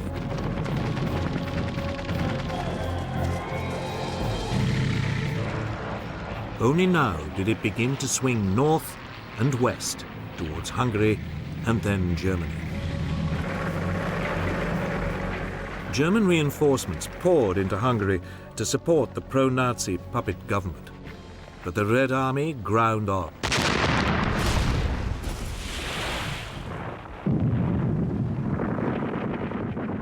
Eight weeks later, it laid siege to Budapest.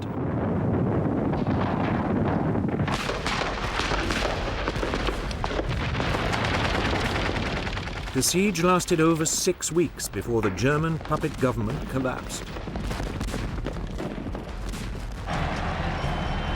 By the end of 1944, most of Eastern Europe lay in Stalin's grasp. His troops controlled the Baltic states and Poland, Romania and Bulgaria. Pro-Soviet forces ruled in Yugoslavia and Albania. Hungary and Czechoslovakia were in his sights. Stalin had successfully laid the foundations for the future Soviet bloc. He could now, at last, move on to Germany. But in the West, Allied forces were also approaching the German border. The race was on to be the first to take Berlin.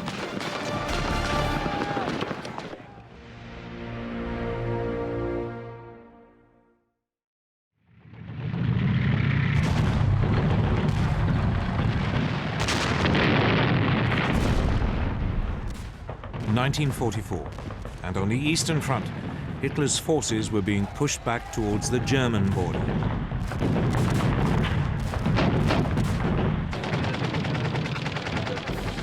But Germany was about to face a new threat. In the west, Allied forces had been preparing for months to open a new front in northwest France. Training for it was well underway.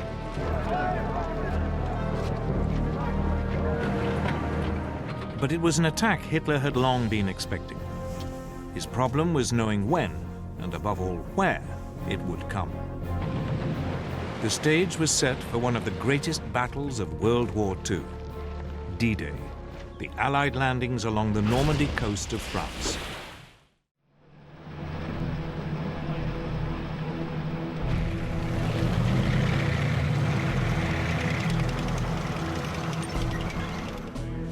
Since the early years of the war, Britain's Prime Minister, Winston Churchill, had always been certain that at some point an Allied invasion of Northern Europe would be necessary. The only questions were when, where, and how. To test the waters, British forces had already mounted a number of practice operations.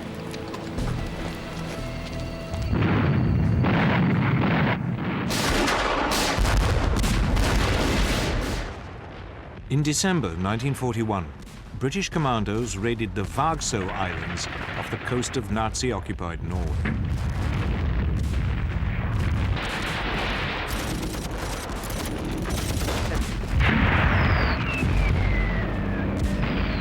It was an attempt to probe German defenses and tie down Hitler's troops in the north.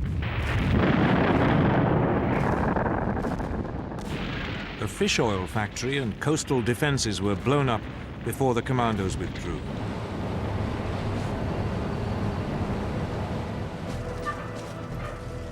Eight months later, Canadian and British troops were sent in to mount a more ambitious raid on the French port of Dieppe. It too was designed to test the defenses and also to provide combat experience for the Canadians. But this time, it was a catastrophe.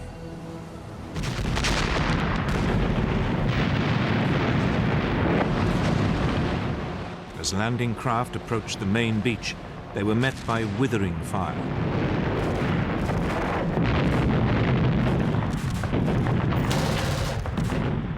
Those troops that made it ashore were immediately pinned down. Behind them, the supporting tanks became bogged down in the shingle.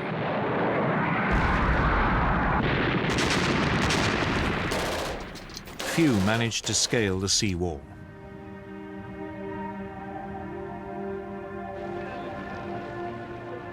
Over 3,000 Allied soldiers were killed or taken prisoner. Britain had learnt an important lesson. Never attempt a direct assault on a German-occupied port.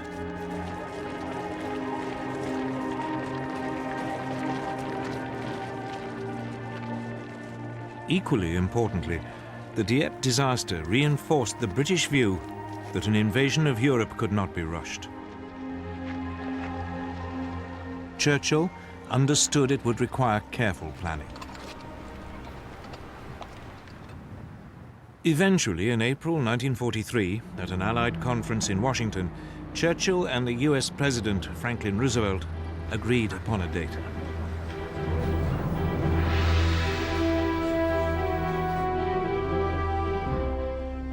D-Day, or Operation Overlord as the seaborne invasion of France was formally called, would take place in the summer of 1944.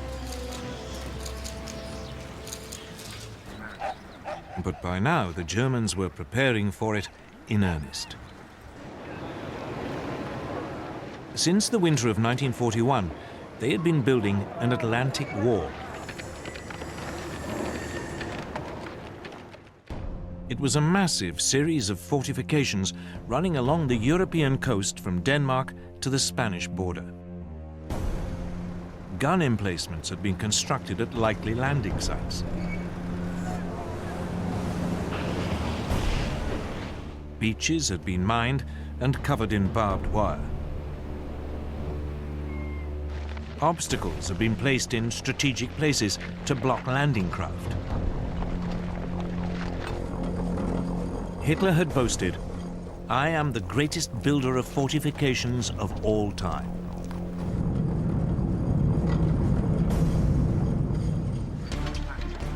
In the summer of 1942, in the wake of the Dieppe attack, work on the Atlantic Wall had been stepped up. Hitler had also ordered an increase in troop numbers in the region. The German overall commander in the west, Field Marshal Gerd von Rundstedt, had been given 15 further divisions.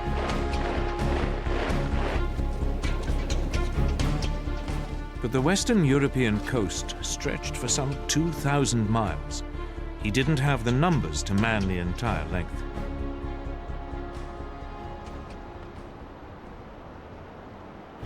Von Rundstedt faced a difficult decision. Where should he position his overstretched forces to maximize their effect? The question led to bitter arguments inside the German leadership. Von Rundstedt proposed holding a large force of panzers in reserve northwest of Paris. He could then send it in against an invasion once he knew where it was happening.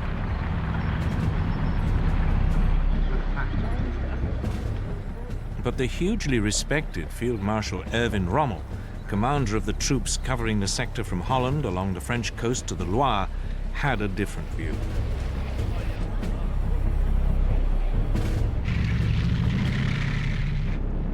Rommel's concern was Allied air power.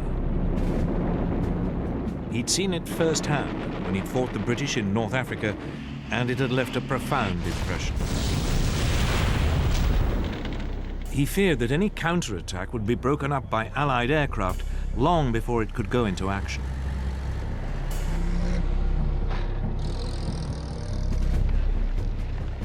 Rommel had also inspected Hitler's Atlantic Wall and found much of it wanting. It had forced him to the conclusion that the best place to position the panzers was as close as possible to the most likely landing sites. That way, an invasion could be immediately pushed back before it got a foothold. Hitler compromised.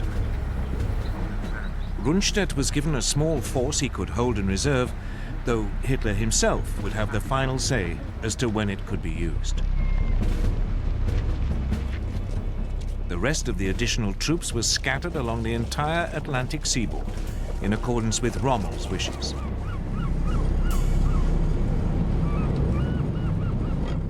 It would turn out to be the worst of all the solutions. There were neither enough reserves nor enough tanks near the coast. But in the autumn of 1943, none of this was clear.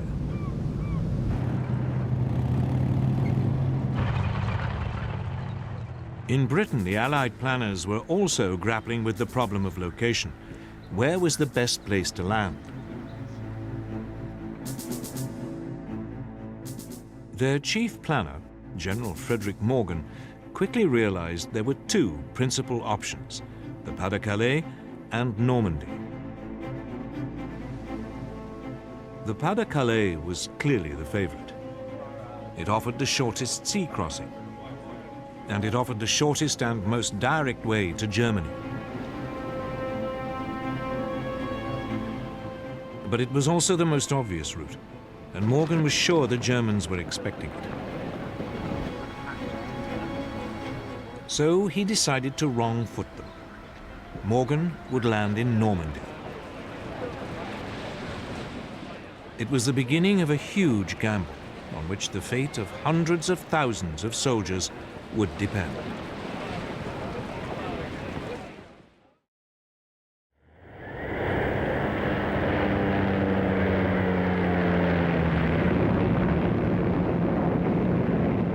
In the autumn of 1943, Allied photo reconnaissance aircraft swept over the beaches of northern France.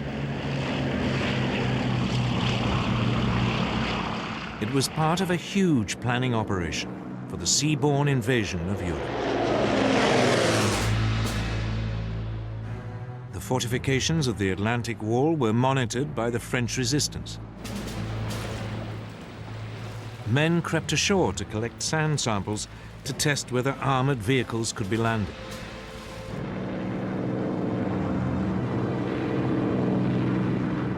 Northern France became the most reconnoitred coastline in the history of warfare. It soon became clear any landing would need some kind of port facilities. But the disaster at Dieppe had shown that it was too dangerous to attempt a direct assault on a German-occupied port.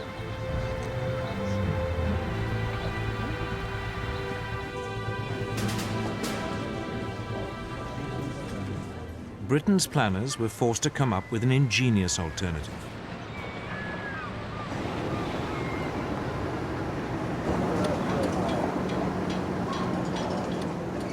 Giant hollow concrete boxes were constructed in Britain that could later be towed to the French coast.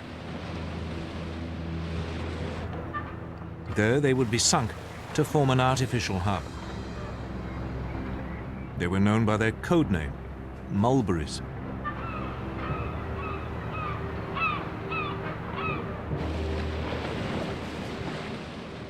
The mulberries would be supplied with fuel by a pipeline unwound from giant reels and dropped on the seabed. It would run for 100 miles.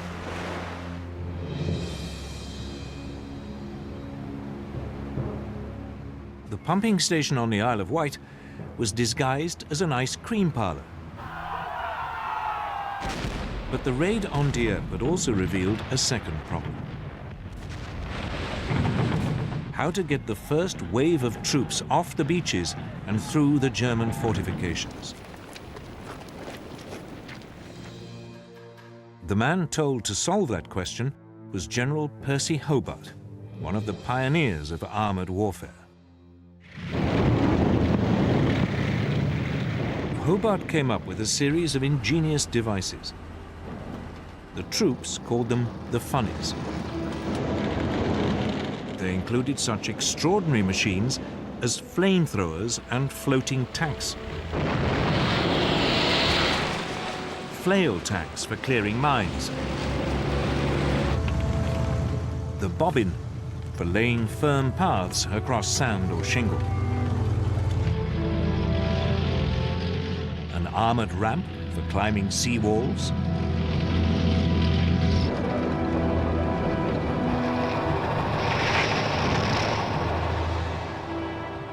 The fascine carrier for tackling ditches.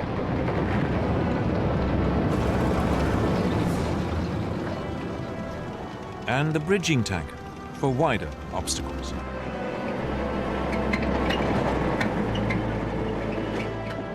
That left just one problem: how to stop the Germans rushing in overwhelming reinforcements before the Allies had established a foothold.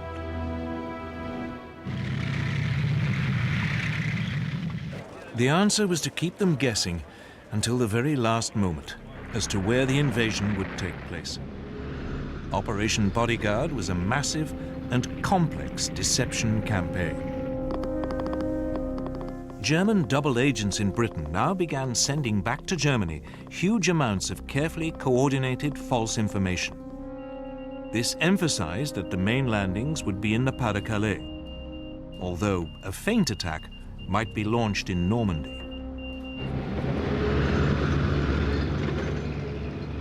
To muddy the waters still further, the Allied military created a fictitious army unit, the so-called 1st US Army Group, or FUSAG. It was stationed, very obviously, in Kent, bang opposite the Pas-de-Calais.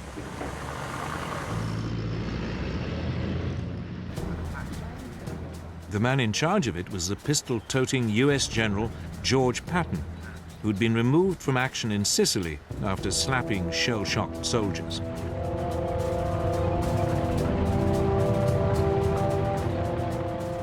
Patton was rated by the Germans as the Allies' best attacking general.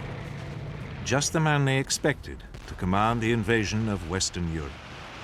Basher 5-2, this is Basher 1-1 on Alpha. Radio transmissions mimicked the wireless traffic of an army. For the benefit of any Luftwaffe reconnaissance aircraft flying over Britain, the fields of Kent were filled with inflatable tanks and carefully faked track marks.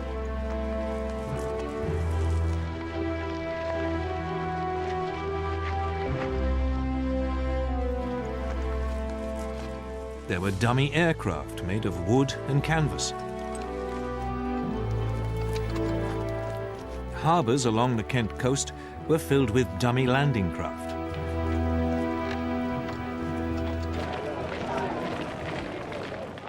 There were even troops, though these were in reality backup units. In late 1943, the Allies appointed US General Dwight Eisenhower as Supreme Allied Commander for the invasion of Europe.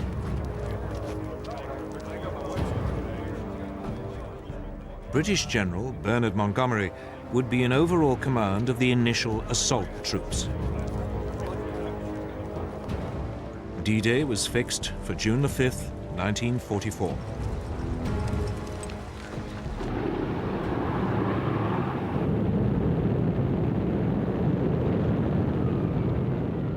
Two months before the landing, Eisenhower launched an elaborate air offensive to disrupt German links to the coast.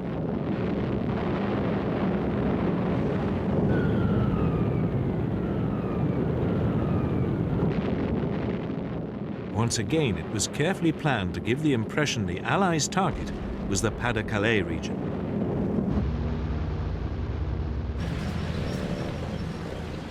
As the date of the invasion approached, Allied troop numbers in England reached over 2 million. They were supported by more than 3,000 tanks and 12,000 aircraft. The Germans were well aware an invasion was imminent. But they had been completely taken in by the Allies' phony preparations in Kent and were convinced the most likely landing spot was the Pas-de-Calais.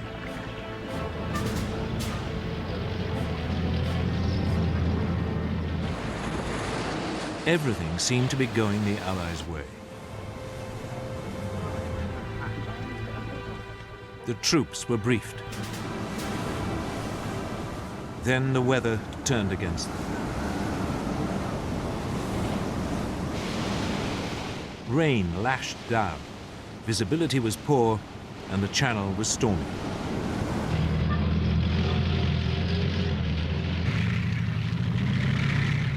Nevertheless, on June the 4th, 1944, the assault troops boarded their landing ships and the armada of more than 5,000 vessels set sail.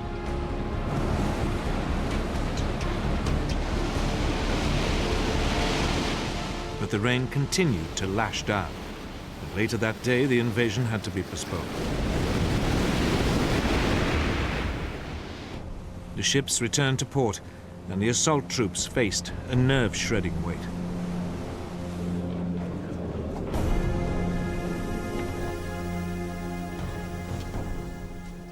Early the next morning, the military leadership met again.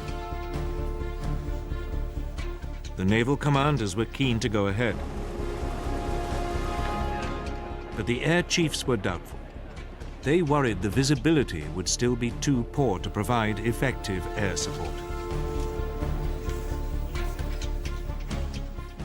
After a long silence, Eisenhower looked up. "Let's go," he said.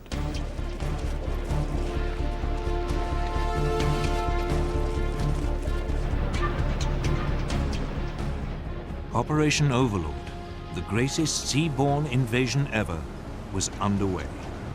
D-Day had begun.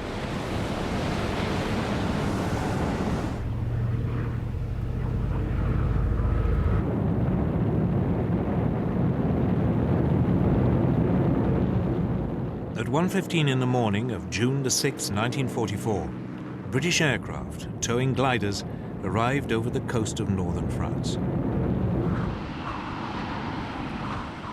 Then the gliders were released and plunged down to capture vital bridges over the Caen Canal in eastern Normandy.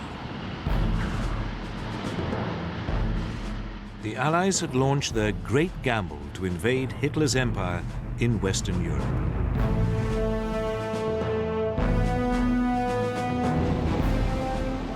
"50 miles to the west, US paratroops came down around the village of Saint-Mère-Église.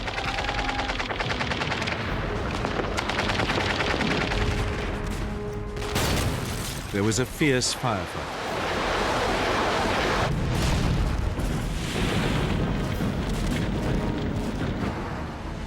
But 3 hours later, the village was in US hands. One of the most crucial battles of World War II was underway. An hour later, horrified German sentries along the Normandy coast saw a vast armada appear out of the mist. They had had no warning.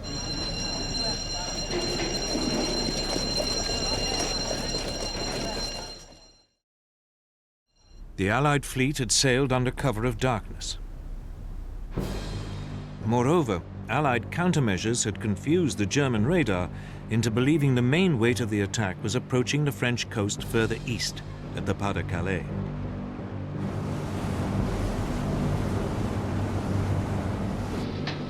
Allied warships off the Normandy coast now began pounding the German defensive positions.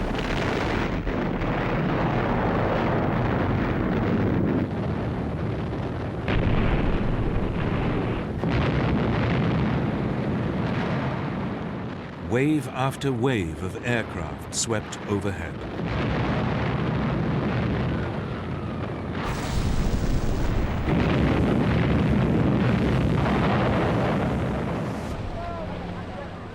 Under cover of the bombardment, assault troops headed for the shore.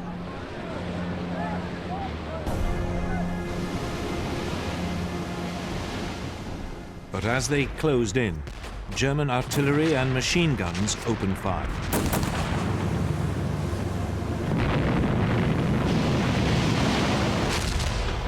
A number of the landing craft were hit. Others fell foul of underwater obstructions. But at 6:30 in the morning, the first waves of troops hit the beaches.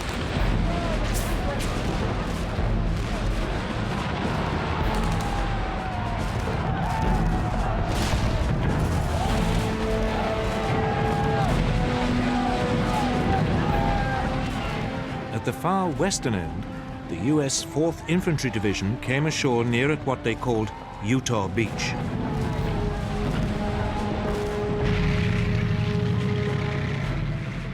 Within 2 hours, it was linking up with the US paratroopers who'd landed at Saint-Mère-Église.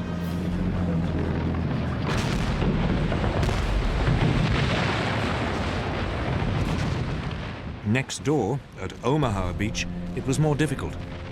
The beach was a defender's dream, with high cliffs and few ways inland.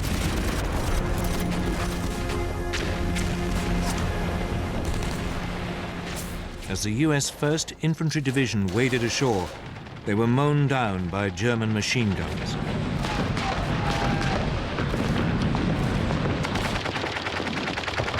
To make matters worse, the Americans' amphibious tanks were swamped.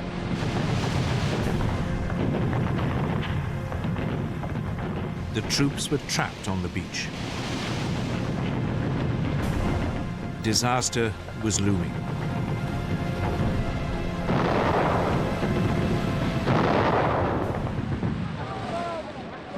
But finally, a few of the soldiers managed to scale the cliffs.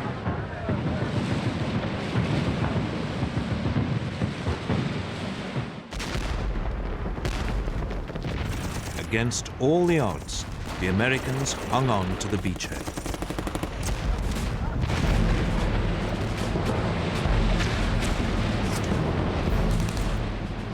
Further east, In the center of the landing area, Britain's 50th Infantry Division came ashore at Gold Beach.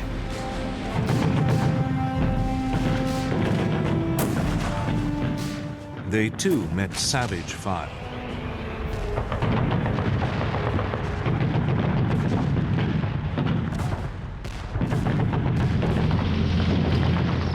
But now, the British deployed their funnies.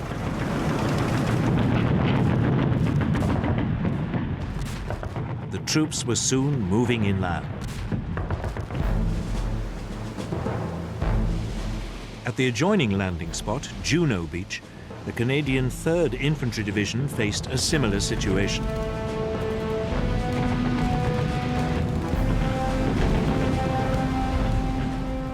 Here too, Britain's funnies were vital in helping the troops off the beach.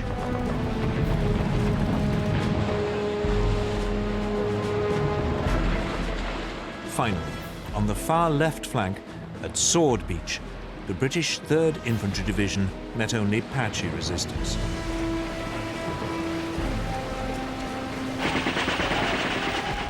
Within hours, its commandos had linked up with the glider-borne troops at the Caen Canal.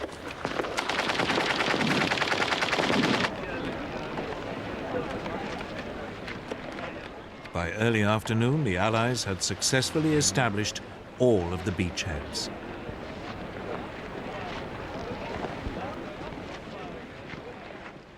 The timing of the invasion had caught the Germans completely by surprise. They'd expected the Allies to wait until the weather had cleared. Rommel, the operational German commander for the whole of the northwest French coast, had taken the opportunity of bad weather to visit his family in Germany. His immediate subordinate in Normandy and Brittany, General Friedrich Dollmann, was over 100 miles away, taking part in a war game exercise. Only the overall German commander for the whole of Western Europe, Field Marshal Gerd von Rundstedt, was at his HQ. But he needed Hitler's permission to move his panzer reserves to the battlefield. However, Hitler was asleep, and his aides wouldn't wake him. It wasn't until midday that the Führer finally learnt about the invasion, but he didn't take it seriously. He was still convinced the main attack would come in the Pas-de-Calais. Normandy, he believed, was just a feint.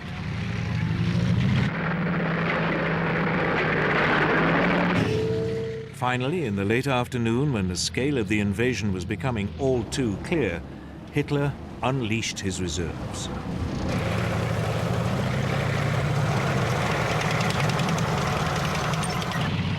But they were too far away to provide immediate support.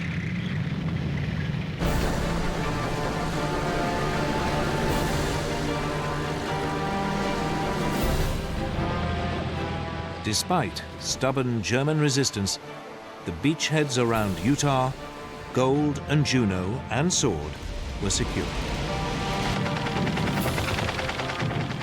Only at Omaha was the situation more precarious.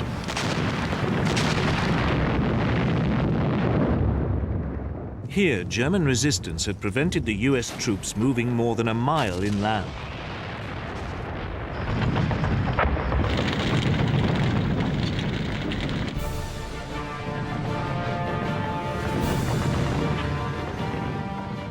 By nightfall on June the 6th, over 100,000 Allied troops had been landed in Normandy.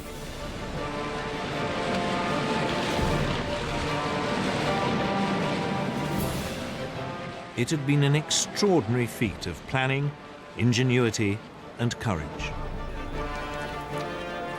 The first day of the Allies' great gamble had paid off.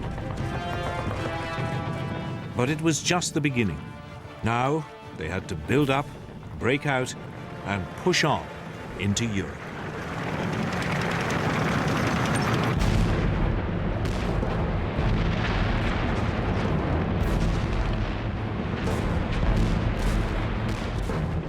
As the second day dawned on the greatest seaborne invasion ever attempted, thousands of Allied troops had broken out of their beachheads and were moving inland.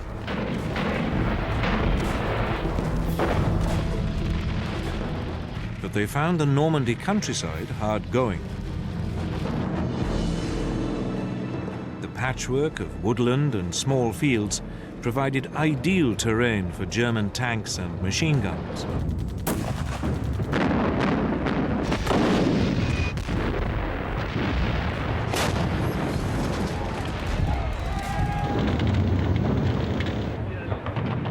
The Allies suffered heavy casualties.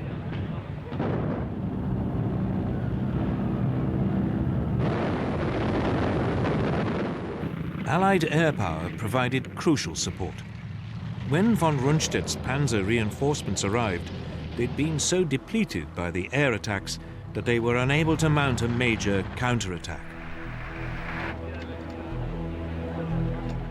The German reinforcements were also hampered by French resistance fighters operating behind German lines.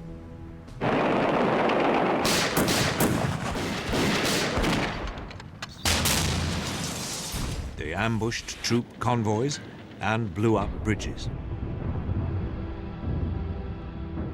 As a result, the Das Reich SS Panzer Division took over 2 weeks to make a journey which should have lasted a mere 3 days.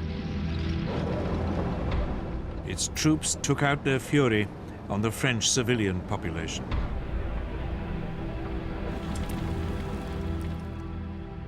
The village of Oradour-sur-Glane and its 642 inhabitants were wiped out.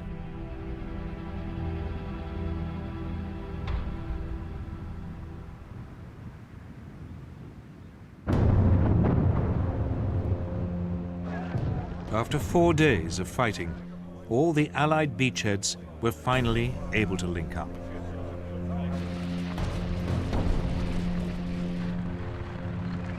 But they'd still only managed to penetrate 10 miles inland.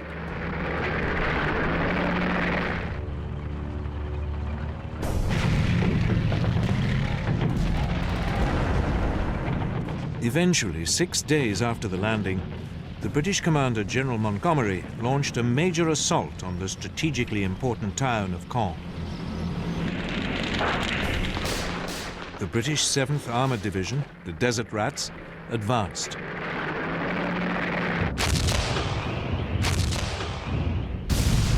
But its spearhead ran into 4 German Tiger tanks.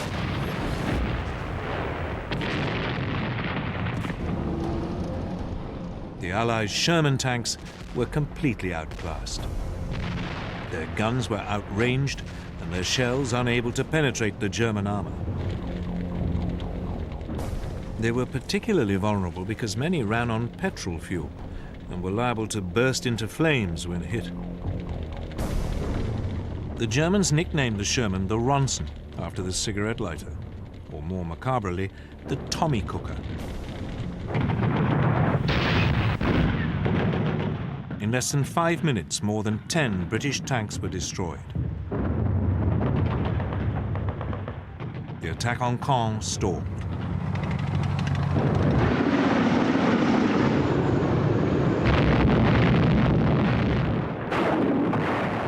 Outmatched by the German tanks, the Allies relied on air power and artillery.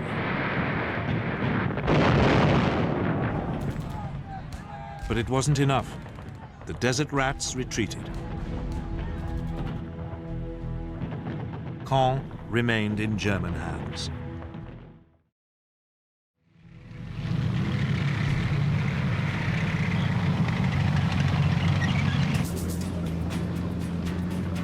Meanwhile, further west, US forces advanced on the equally important port of Cherbourg.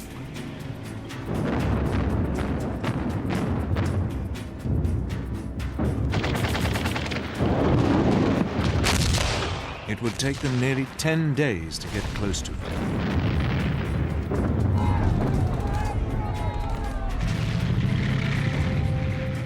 They weren't helped by the weather. During the first week of the invasion, it had been relatively calm, and supplies and reinforcements had poured in through the Mulberry artificial harbours. But now the weather turned. Gales swept the English Channel. The US Mulberry Harbour at Omaha was destroyed. The other Mulberry, in the British sector, was badly damaged and put out of action for several days. The flow of reinforcements slowed. It meant the port of Cherbourg was an even more vital objective. As the US forces now approached it, the German garrison resisted.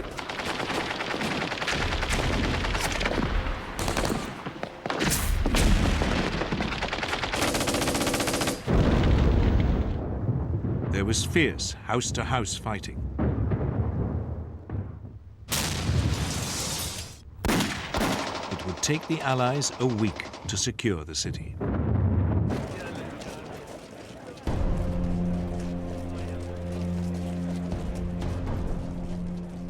But the port had been trashed by the fleeing Germans. It would take a further month before it could be brought back into service.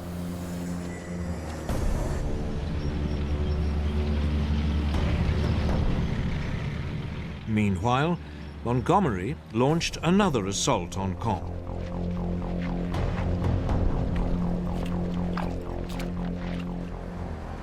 But the storms had turned the fields into a sea of mud. Low cloud meant air support was impossible.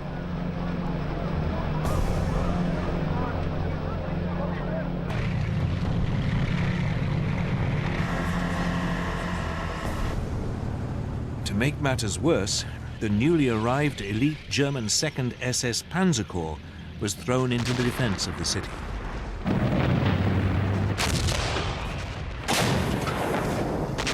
After 4 days, the British were, again, forced to halt.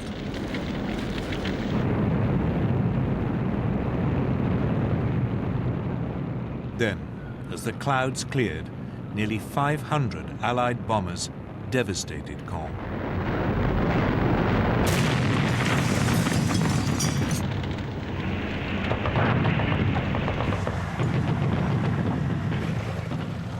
British troops fought their way into the north suburbs. But the ruins made ideal defensive positions for the Germans.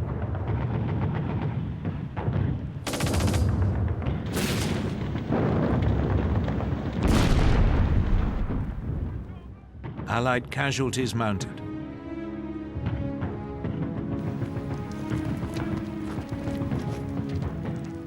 After 48 hours, the attack was, yet again, called off. Three weeks later, Montgomery tried for a fourth time. The plan was to capture the remaining German strongholds and then push on south, deeper into France.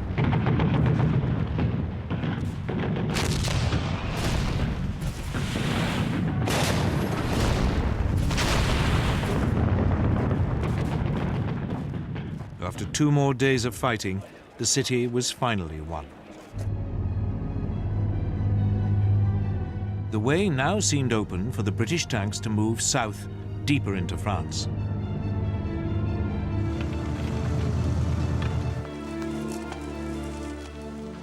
But the Germans were waiting with a large force of panzers.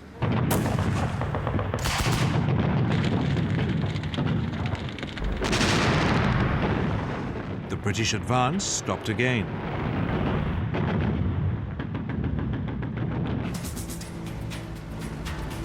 The Americans in the west, however, were having an easier time. The fighting around Caen had sucked in the majority of the German defenders.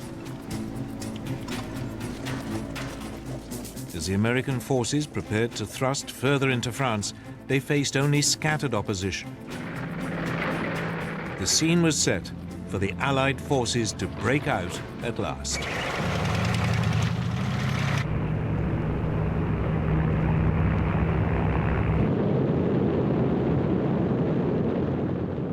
At 9:30 in the morning of July the 25th, 1944, over 1,800 Allied aircraft carpet-bombed a 4-mile stretch of the German front line south of Cherbourg. It was the beginning of Operation Cobra, the US breakout into France.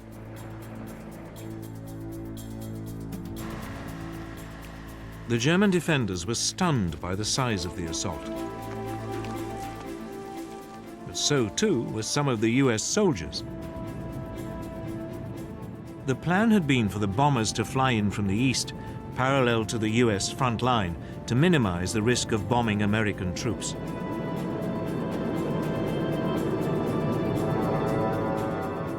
But most of the aircraft came in over the top of the US lines. Bombs fell short. Over 100 US troops were hit and killed.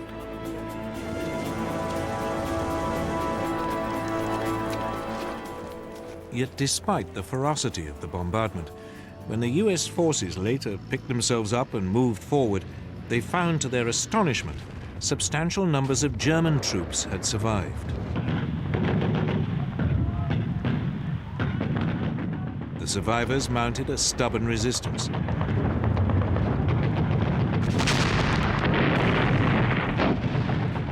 As fighting raged, it looked as though the Americans would fail to break through the German lines.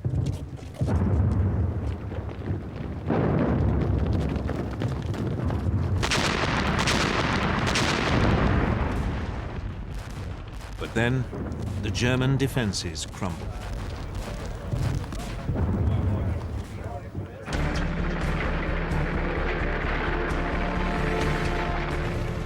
The next morning, US tanks broke through and moved forward into open country. There was now almost no German resistance left, and the Americans quickly pushed deeper into France. The hill town of Coutances fell. Then the crossroads town of Avranches. As the Allies pressed forward, they were helped by change and confusion in the German High Command. At the beginning of July, 3 weeks after the D-Day landings, Hitler dismissed the German commander-in-chief, Field Marshal Gerd von Rundstedt, for defeatism. Von Rundstedt had made little attempt to hide his belief that Germany faced an unwinnable struggle.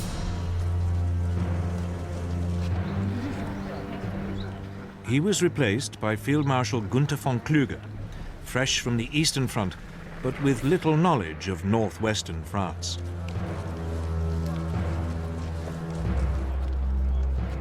Two weeks later, Rommel, the second most senior German officer on the front, was severely injured when his staff car was strafed by a British fighter.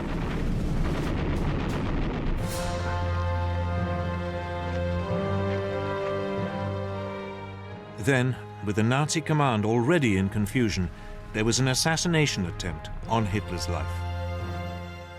On July the 20th, 1944, a disillusioned aristocratic war hero, Colonel Klaus Schenk Graf von Stauffenberg, planted a bomb in the planning hut at Hitler's headquarters in East Prussia.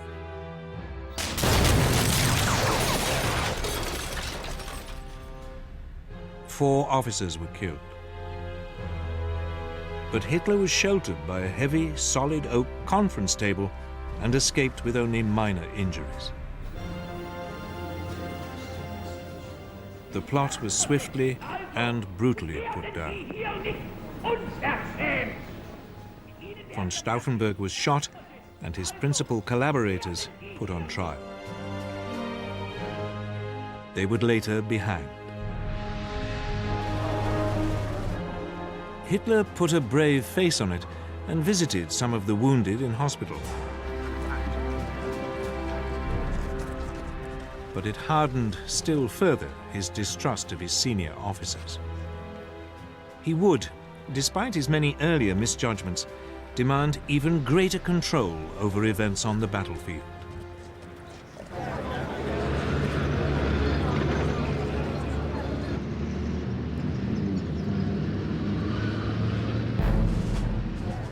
Back in France, General George Patton, back in charge of a real fighting force, ordered his troops to fan out. They took Rennes, Mayenne, and headed for Le Mans. They were now moving round behind the German forces, still battling it out with the British and Canadians near Caen.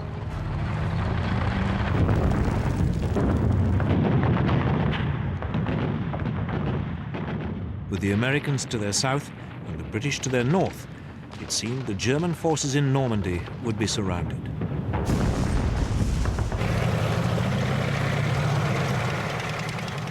Hitler issued his usual order that there should be no retreat, but as the Allies squeezed in on them, the Germans began to flee.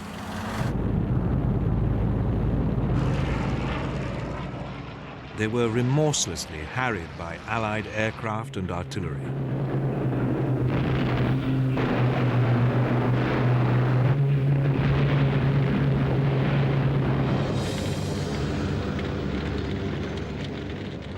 The casualties were appalling.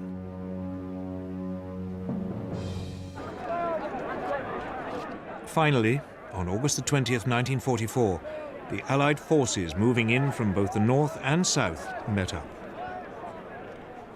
The so-called Falaise Gap, named after the nearby French village, had been closed. Large numbers of Germans were trapped.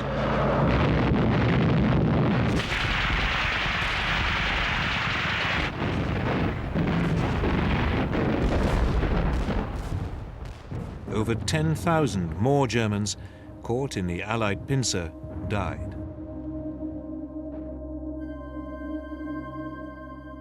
A further 50,000 were taken prisoner.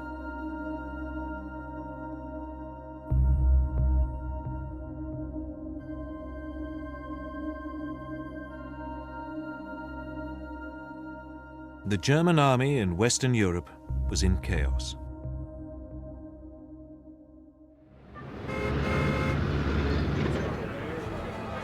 Meanwhile, far to the south, on the French Mediterranean coast near Cannes, there was a second Allied seaborne invasion. US troops came ashore virtually unopposed.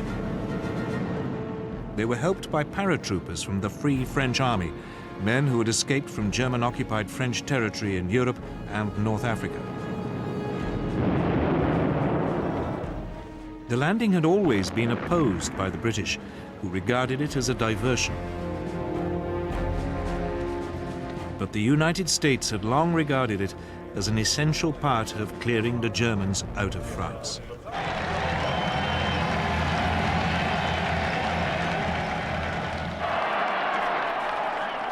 The troops were greeted by an ecstatic civilian population.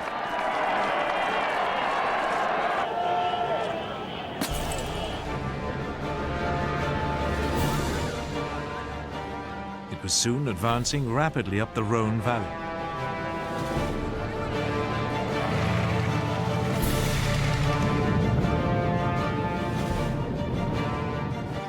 Lyon was liberated on September the 3rd, 1944.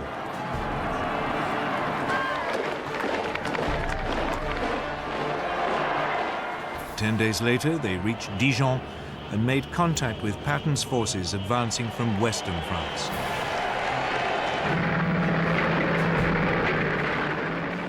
German units stationed across the region fled.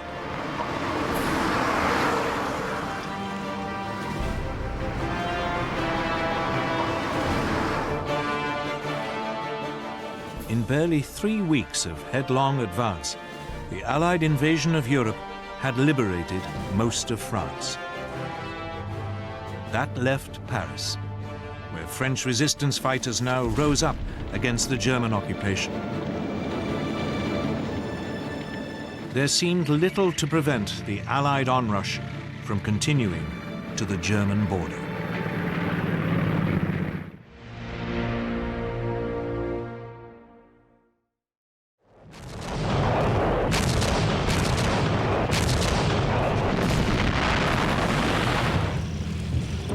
In the first months of 1945, Japan was on the run. The Americans had fought their way across the Pacific. US submarines and aircraft had destroyed Japan's merchant fleet and naval air power.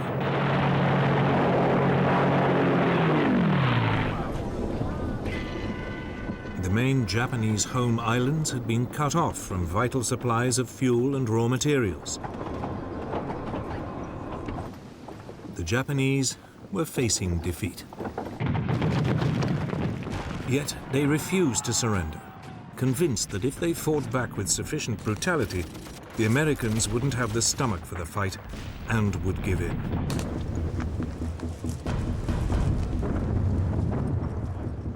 Japan made clear that every move towards the home islands would be paid for in Allied blood. It presented the United States with a huge problem. How could Japan be defeated without a terrible loss of American life?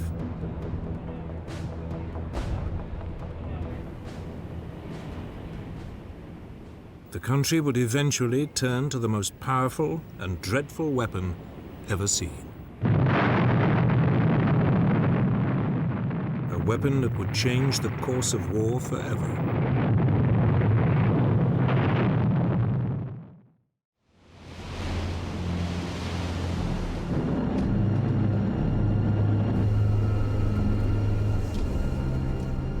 In early 1945, as US military planners considered the next move against Japan, their gaze fell on the Japanese-occupied island of Iwo Jima. It lay a mere 800 miles from the Japanese mainland and would be a valuable base for attacking the country. The US commander in the Central Pacific, Admiral Chester Nimitz, assembled the largest landing fleet ever brought together in the Pacific campaign and prepared to invade the island.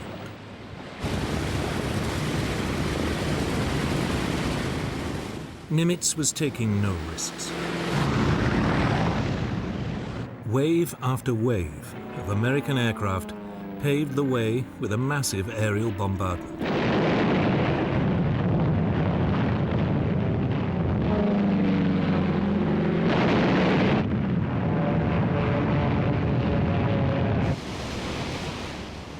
Then, on the morning of February the 19th, 1945, the guns of the Naval Task Force began one of the most prolonged bombardments of the war.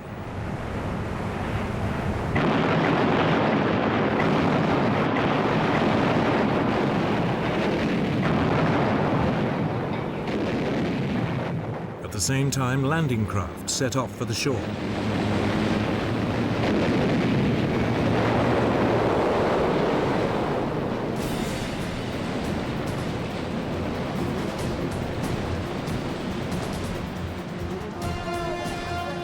The Marines hit the beaches of Iwo Jima along the southwestern shore just after 9 o'clock in the morning. For a few moments there was an eerie calm. The massive naval and aerial bombardment appeared to have overwhelmed the Japanese garrison. Then a hurricane of Japanese fire swept over them.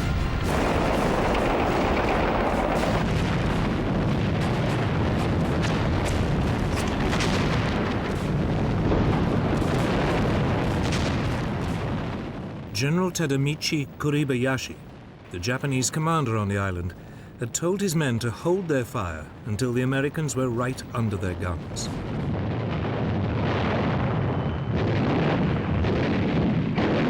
Now the Japanese opened up from a network of tunnels, caves, and bunkers.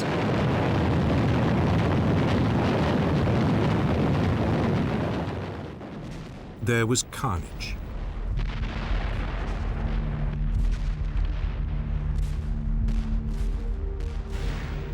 But gradually, small groups of US troops inched their way forward.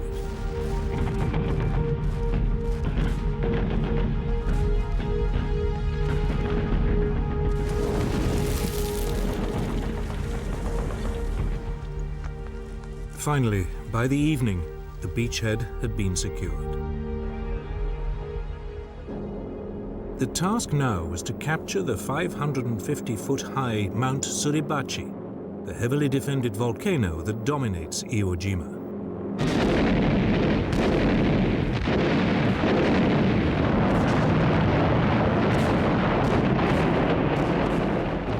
For 3 days, Marines clawed their way up the steep, pitted slopes.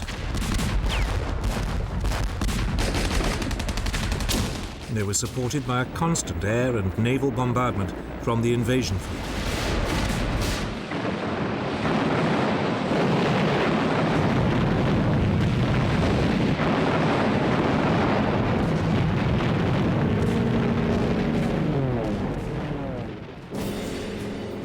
Finally, on February the 23rd, 1945, a US platoon led by First Lieutenant Harold Schreier began the final assault, carrying with them a small US flag. They reached the summit and raised their flag using a piece of piping as a pole.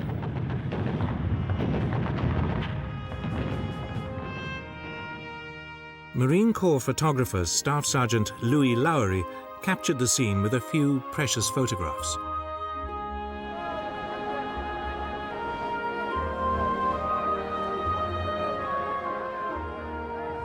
The hard-pressed Marines on the beaches below cheered and wept.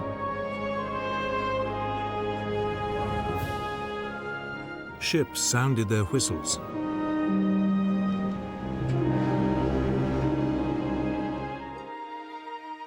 Three hours later, the event was restaged with a larger US flag.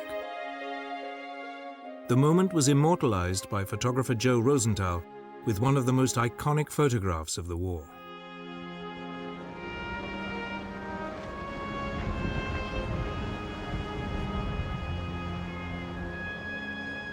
But the battle for Iwo Jima was far from over.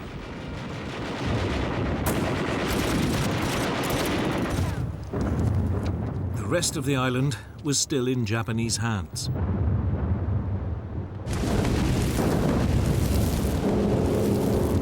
The next day, the Marines captured the first of the island's strategically vital airfields.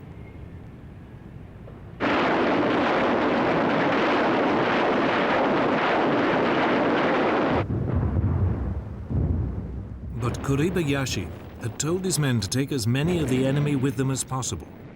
Their duty to the Emperor to die on the island.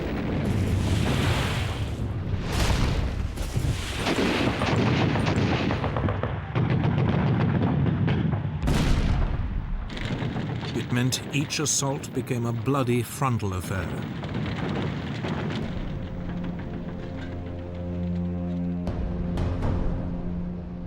It took 2 weeks before the remaining 2 airfields on the island were in US hands.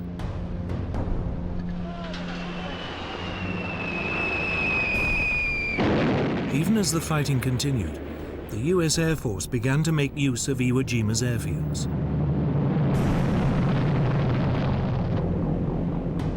During the late spring and summer of 1945, over 2,500 damaged US bombers made emergency landings on the island, often saving the lives of their crews. Finally, at the end of March, after some 6 weeks of ferocious fighting, the last Japanese resistance was snuffed out.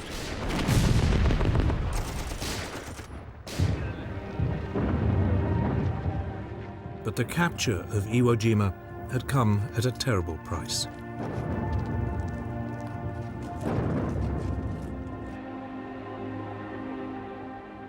Only 200 of the 22,000-strong Japanese garrison survived. The Americans had also suffered badly. Nearly 7,000 Marines had been killed and some 18,000 wounded.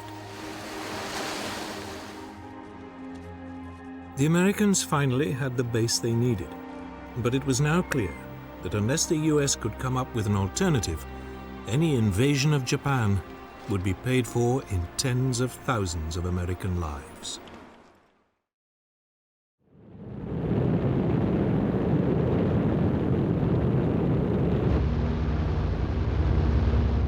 In the United States, one group of military planners had long believed there was an alternative to invading Japan.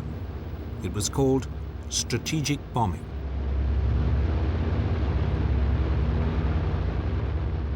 This involved carefully targeted bombing raids designed to destroy Japan's infrastructure, industry, and ability to wage war.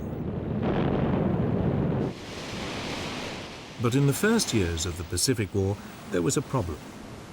Japan lay beyond a range of America's bombs. In April 1942, the US had managed to launch a one-off bombing raid on Tokyo. But it had pushed the bombers to their limits and was never a practical long-term option. Then, in early 1944, the Boeing Aircraft Corporation produced a revolutionary new heavy bomber, the B-29 Superfortress. It could carry 20,000 pounds of bombs over a range of 3,250 miles.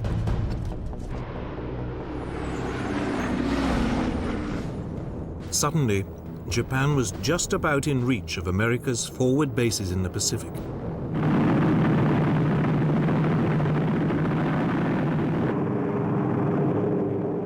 In summer 1944, 9 months before the assault on Iwo Jima, US B-29s stationed at Chengdu in southwest China began a series of strategic bombing raids on Japan. But range was still an issue. It was too far for a fighter escort, so the superfortresses had to fly alone, staying at high altitude for their own safety. Even then, the range was only just within limits, and there was no room for navigational error.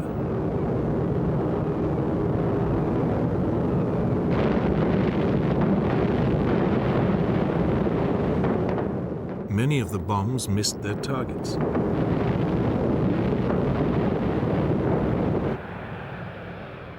Then in July 1944, there was a development that gave strategic bombing a new lease of life.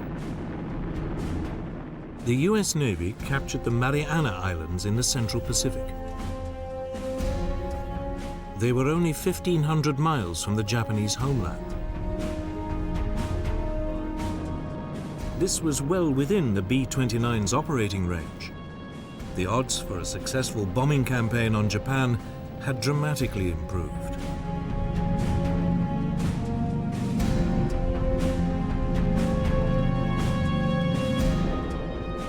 On November the 24th, over 100 superfortresses took off from the Marianas.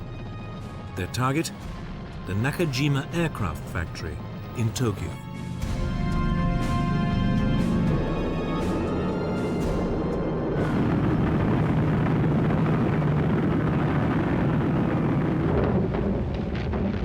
But only 48 bombs struck anywhere near the target. For 3 months, more raids targeted other industrial sites.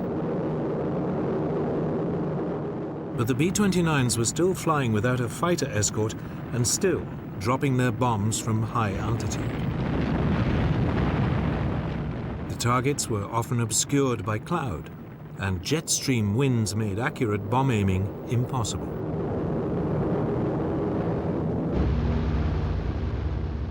To make matters worse, the B-29 suffered from engine problems. There were also attacks from kamikaze pilots.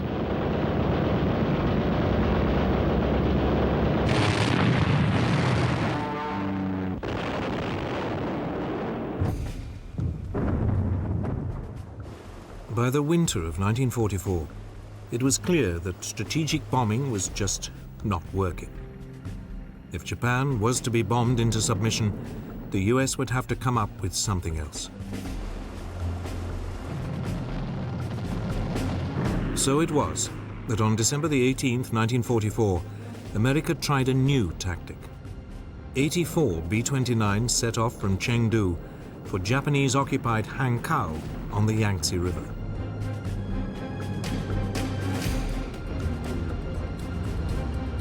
They flew much lower than usual and carried mostly incendiary rather than high-explosive bombs.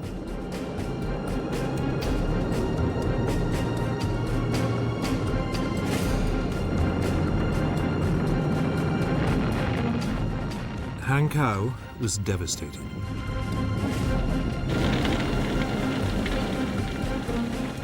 The raid was more effective than almost any of the previous strategic bombing raids. The US appeared to have found a way forward: firebombing at low altitude. The US bomber commander in the Marianas, General Curtis LeMay, now ordered the systematic firebombing of Japan. It was the same tactic that Britain had employed in Germany.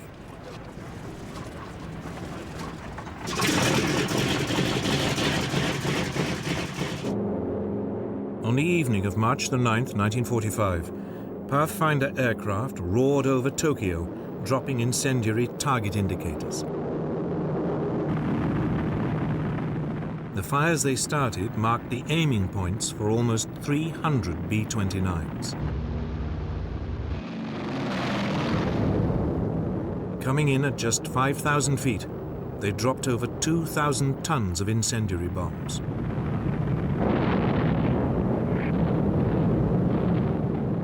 The flimsy wooden houses stood no chance. Air was sucked in, creating towering firestorms which raced faster than people could run.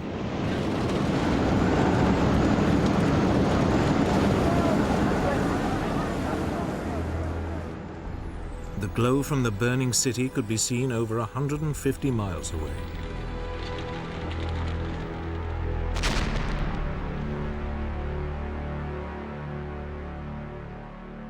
When the all clear finally sounded the following morning, 16 square miles of Tokyo had been obliterated. Over 100,000 of its citizens were killed and 1 million made homeless.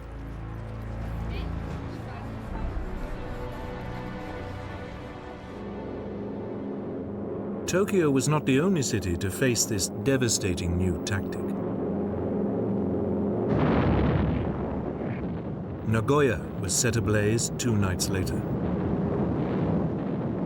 Then Osaka and Kobe during the following week. Firestorms engulfed whole areas, destroying houses and industrial facilities. But American success was coming at a price. Without escorts, the low-flying US bombers were dangerously vulnerable to Japanese fighters. American losses now mounted. If the bombing campaign was ever to succeed, the US needed bases even closer to Japan.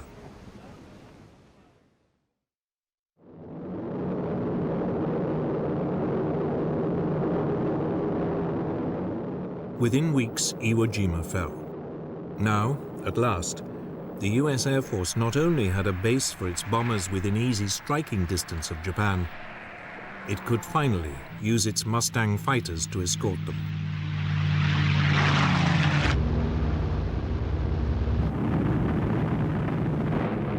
During the late spring and early summer of 1945, strikes of up to 500 bombers attacked Japan every other day.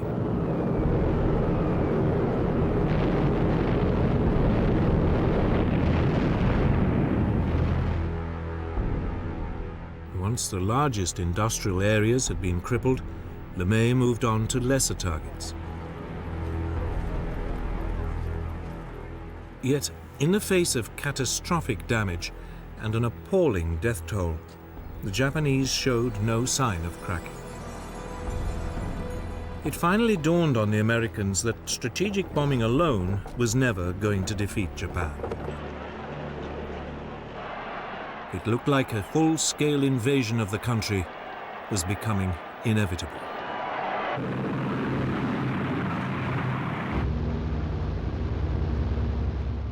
For the US battle planners, the next logical step in the land campaign was the Japanese island of Okinawa. It lay a mere 350 miles from the Japanese homeland islands.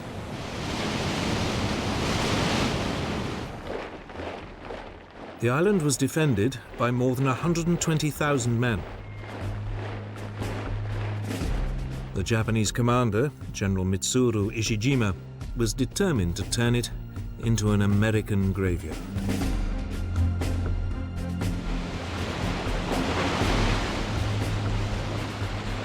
Once again, Admiral Nimitz, the US commander in the region, assembled a huge fleet.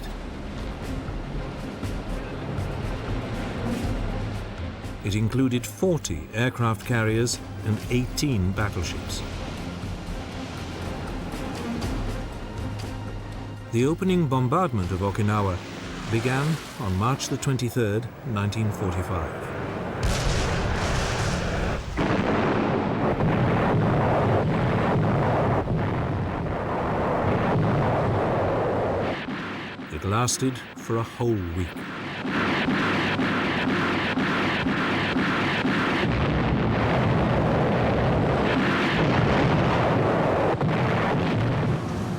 Finally, on the morning of April the 1st, the assault boats headed for the shore.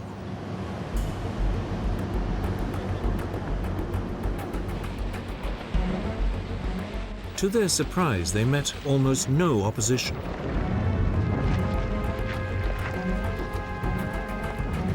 By nightfall, 60,000 men had landed, and the beachhead was up to 2 miles deep.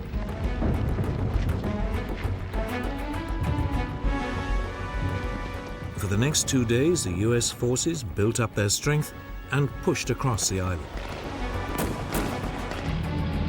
Again, opposition was unexpectedly light.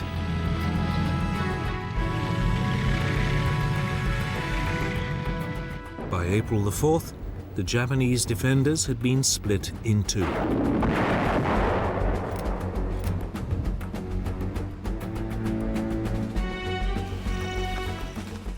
Marine divisions now headed north. Army units pushed south. The Marines continued to meet only sporadic resistance, and within 3 weeks had cleared the northern part of the island. But it was a different story in the south. There, the army units ran into savage fire.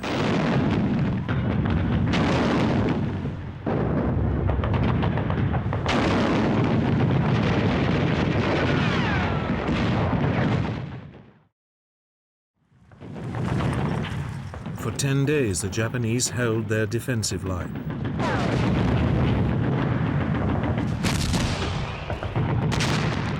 Then, when they could hold out no longer, they simply withdrew to the next defensive position and continued to resist all over again.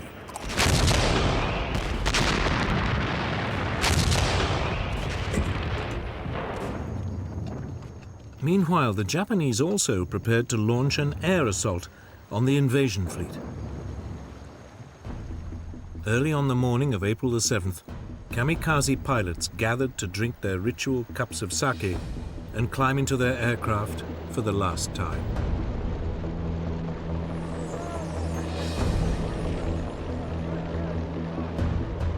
Over 700 aircraft, half of them kamikazes, took off and approached the US landing fleet.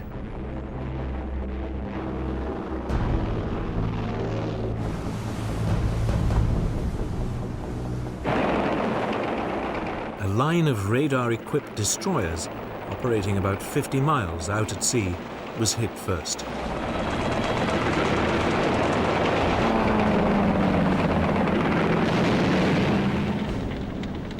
By the end of the first day of the attack, 2 US destroyers had been sunk.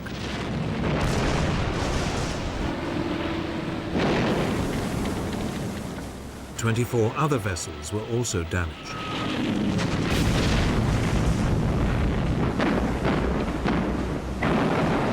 But the Japanese had lost over 300 planes.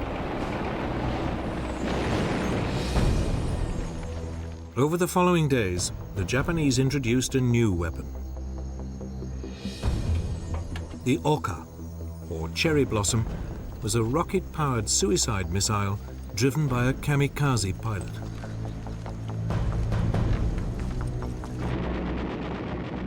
It was launched from a bomber and carried a massive 2,650-pound warhead.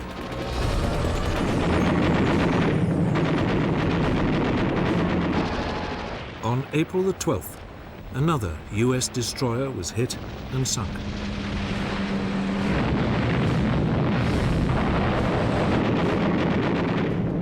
The Oka looked deadly, but US fighters quickly learned to intercept and shoot down the bombers that carried them.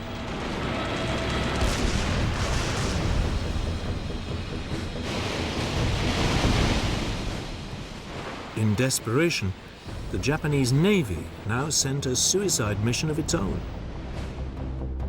The Yamato, Japan's largest battleship, was loaded with just enough fuel to reach Okinawa and ordered to fight to the death, sinking as many US ships as possible in the process. But as the giant ship approached Okinawa, it was spotted.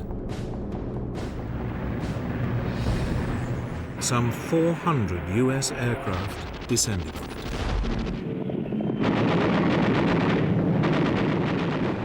Within 2 hours, it blew up.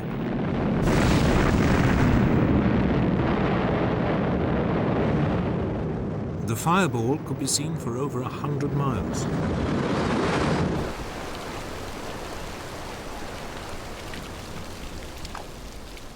Back on Okinawa, torrential rain now turned the battlefield into a quagmire.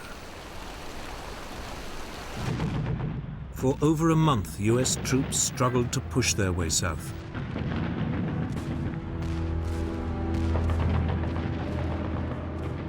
Every cave or dugout entrance had to be blasted by flamethrowers, grenades, and explosives. As before, as one defensive line was overrun, the Japanese slipped back to another, and the whole grim business would start again.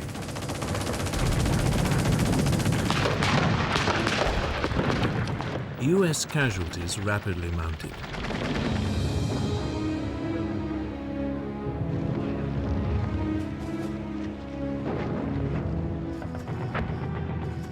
Finally, on June the 1st, the town of Shuri was captured. Then, on June the 4th, a new contingent of Marines landed to the south of Naha, the island's capital, and linked up with troops pushing down from the north.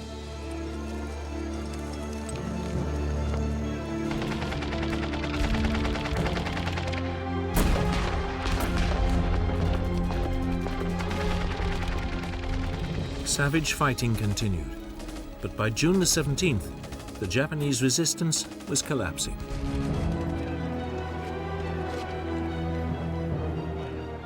Five days later, the Americans finally secured Okinawa.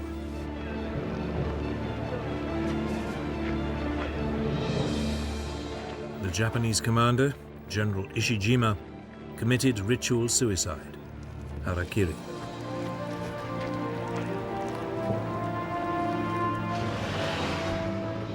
Over 7,000 prisoners were taken, the first time ever that such large numbers of Japanese troops had surrendered.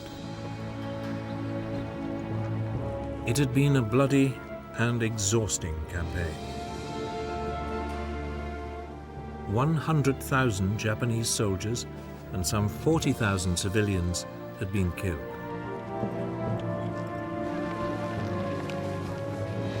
The Americans, for their part, had lost over 15,000 men. It was a sobering reminder of what would await the American forces if they invaded the main Japanese home islands. More than ever, they needed a solution. A way to obliterate Japan's will to fight, once and for all.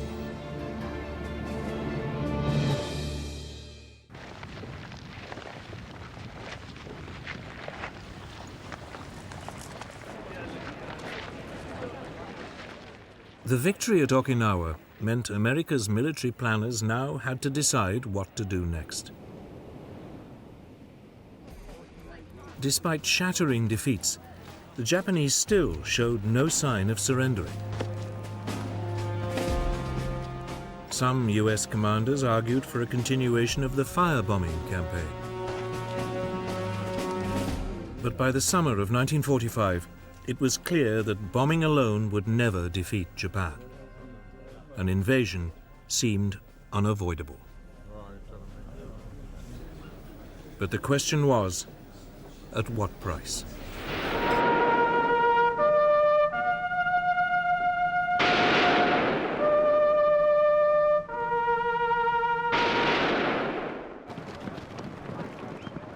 The Japanese had some 1 million men defending the home islands. They were supported by about 5,000 aircraft, and new kamikaze pilots were being trained all the time.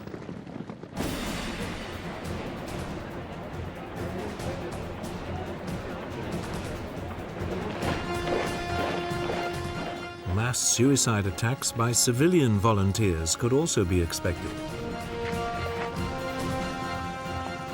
A bloodbath seemed inevitable. It was estimated that over 250,000 American lives might be lost. Then, in July 1945, the new US President, Harry S. Truman, heard about the results of a top-secret Allied scientific research program. It was called the Manhattan Project.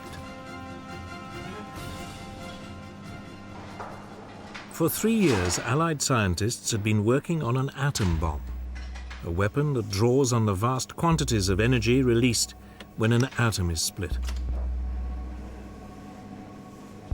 It would have an unimaginable destructive force.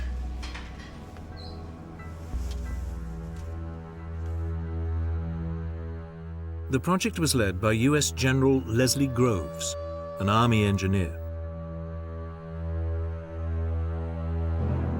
The scientific director was Robert Oppenheimer, a 39-year-old physicist from the University of California.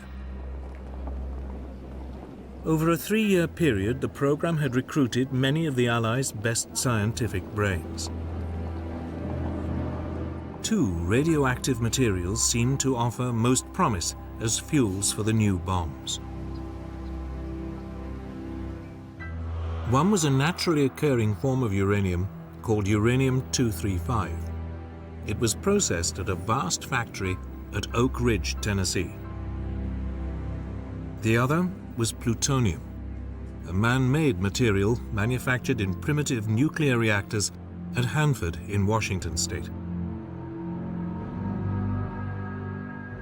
The research was coordinated and conducted by a team of scientists at Los Alamos, a specially built laboratory complex in the New Mexico desert.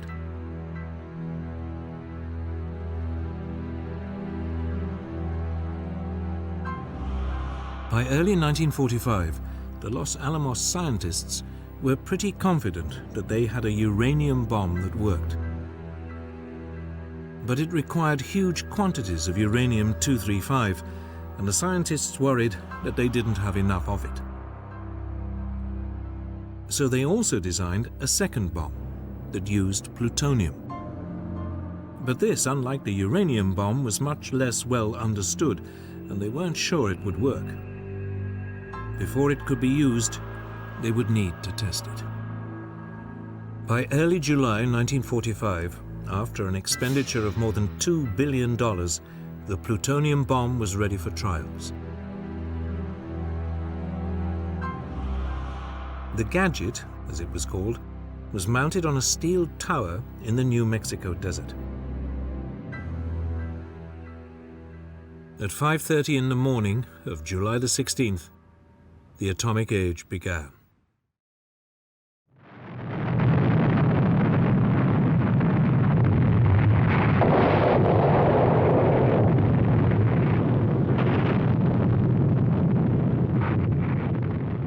News that Operation Trinity had been successful was swiftly passed to President Truman.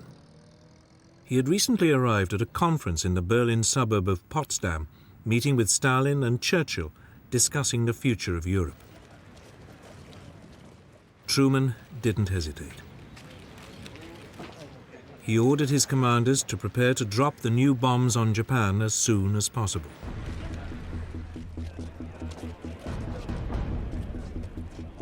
Two bombs, a uranium device codenamed Little Boy and a plutonium bomb called Fat Man, were now transported to the Mariana Islands.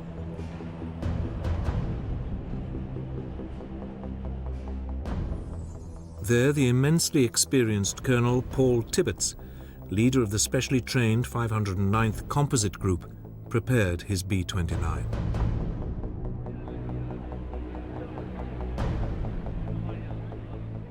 At 2:45 in the morning of August the 6th, Tibbets lifted his plane, named Enola Gay after his mother, off the runway.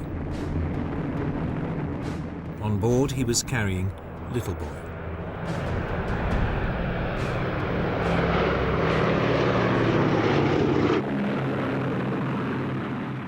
The flight to the target, Japan's fourth largest city, Hiroshima, went without a hitch.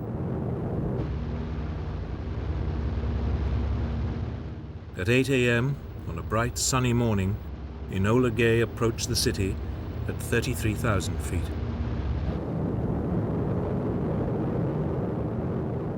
Then, at just after 8:15, Little Boy was released.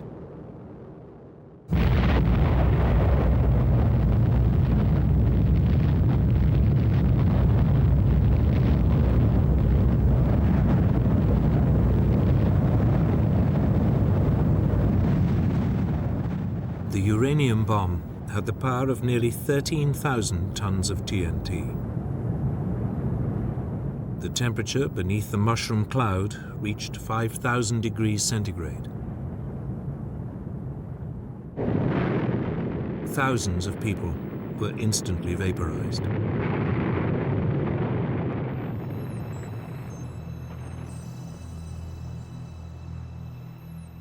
Shock waves leveled buildings up to a 5-mile radius.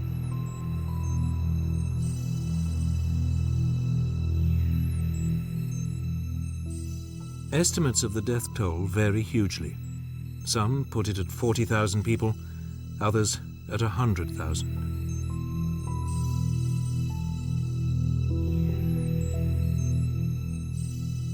Many suffered from terrible burns and blistering.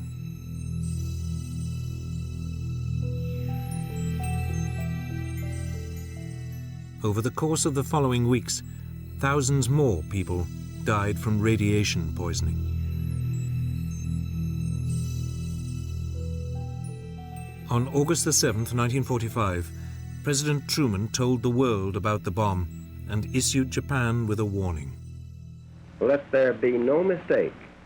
We shall completely destroy Japan's power to make war.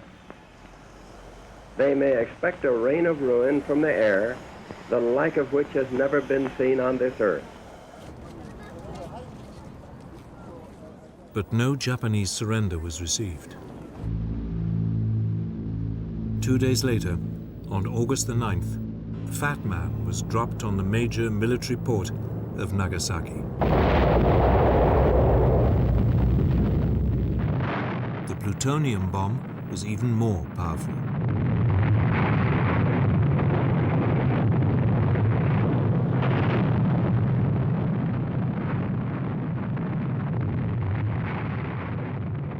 In fact, the bomb fell way off target, but it still caused massive destruction.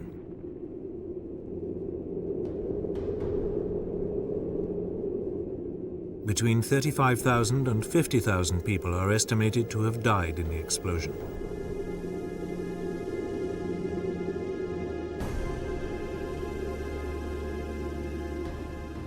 The Japanese government could now have no doubt that they faced a new and horrific weapon.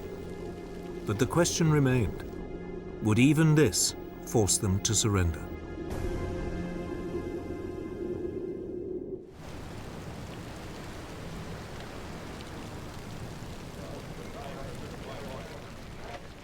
The Nagasaki bomb was followed by a stark warning from U.S. Secretary of State James Burns. There is still time, but little time, for the Japanese to save themselves from the destruction which threatens them. The intention was clear. The atom bomb would be used again and again until Japan gave in.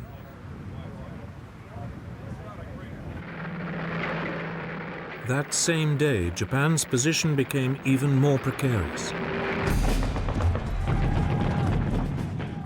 Early in the morning of August the 9th, 1.5 million Soviet troops stormed into Manchuria and northern China.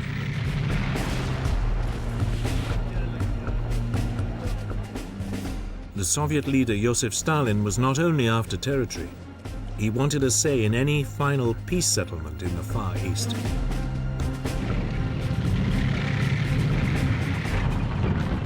There were still over 1 million Japanese troops in the area, but the Red Army blitzkrieg was unstoppable. The Japanese position in the war had become untenable.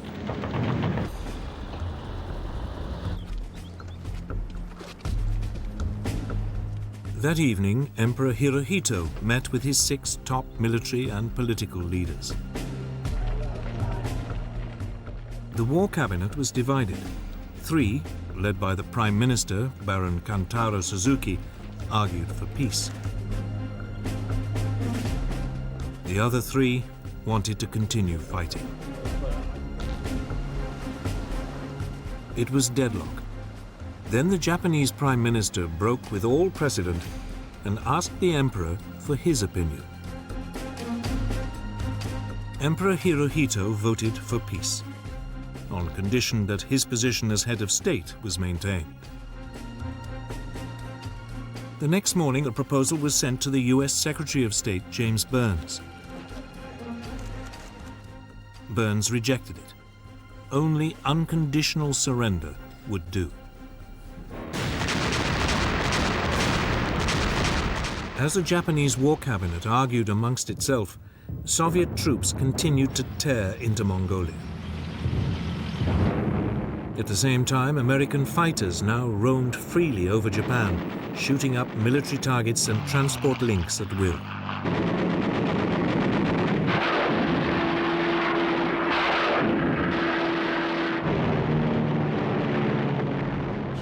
Massive air raids continued to devastate Japan.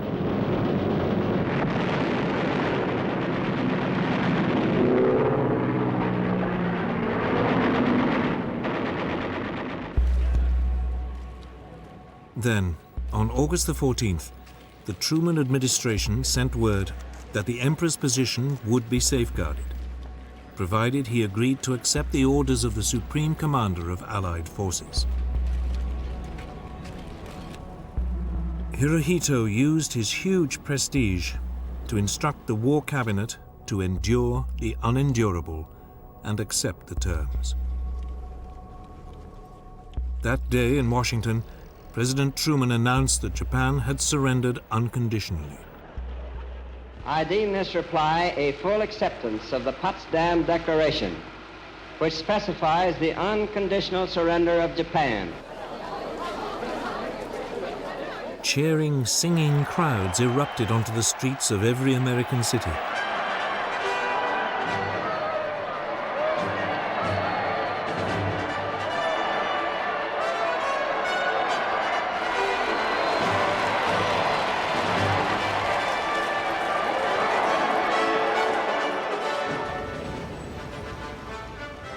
In Britain, it was midnight when the new Prime Minister, Clement Attlee, broadcast the news. Japan has today surrendered. The last of our enemies is laid low. Peace has once again come to the world. Let us thank God for this great deliverance and his mercies. Long live the King. Within minutes, crowds appeared on the streets of London. Many gathered outside Buckingham Palace. A giant street party lasted well into the following day.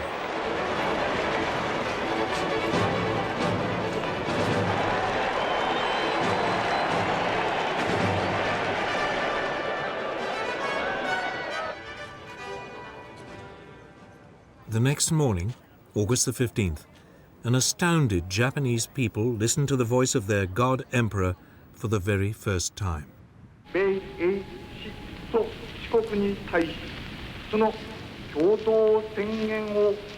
He told them that Japan's position had become impossible, and the country was obliged to surrender. All military forces must lay down their arms. Such was the Emperor's prestige that almost every unit obeyed.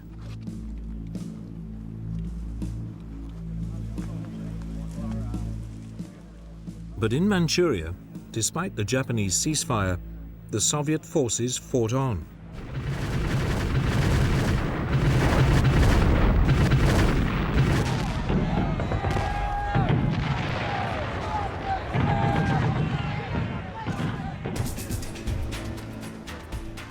For the first time, large numbers of Japanese troops now surrendered.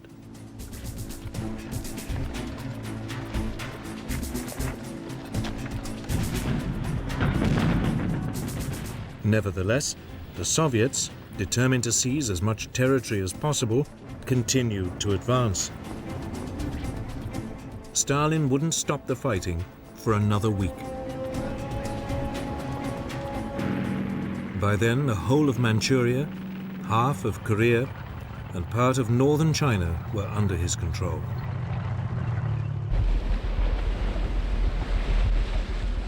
Elsewhere in Southeast Asia, in the Philippines and on many of the Pacific islands bypassed by the Americans, it took weeks for news of the surrender to reach isolated Japanese garrisons.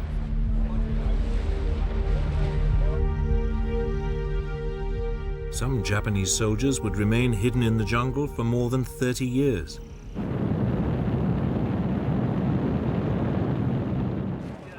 Finally, on August the 28th, 2 weeks after the surrender, the first US troops arrived in Japan.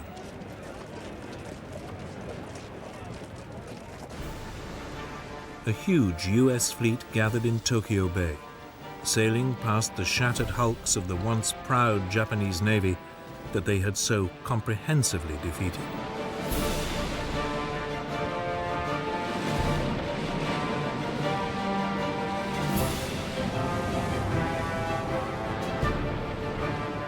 Several days later, on September the 2nd, 1945, a Japanese delegation came aboard the USS battleship Missouri.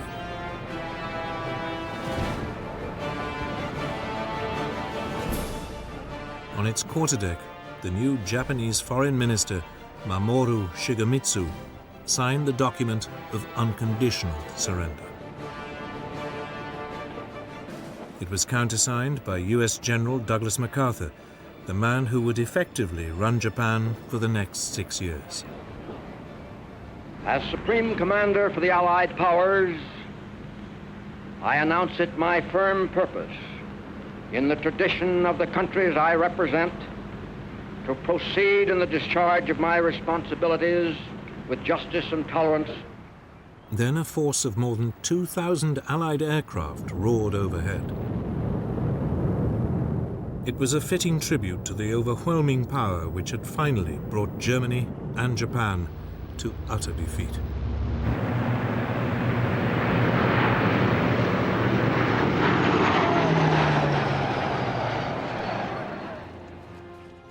World War II was at an end. Japan's ruthless desire to wage war had been crushed by a weapon of awesome destructive power. Now, in the East as in the West, the world would be divided and shared along new lines. New allegiances would be formed, and new enemies would vie for global influence under the specter of nuclear war. A new era in world history had begun.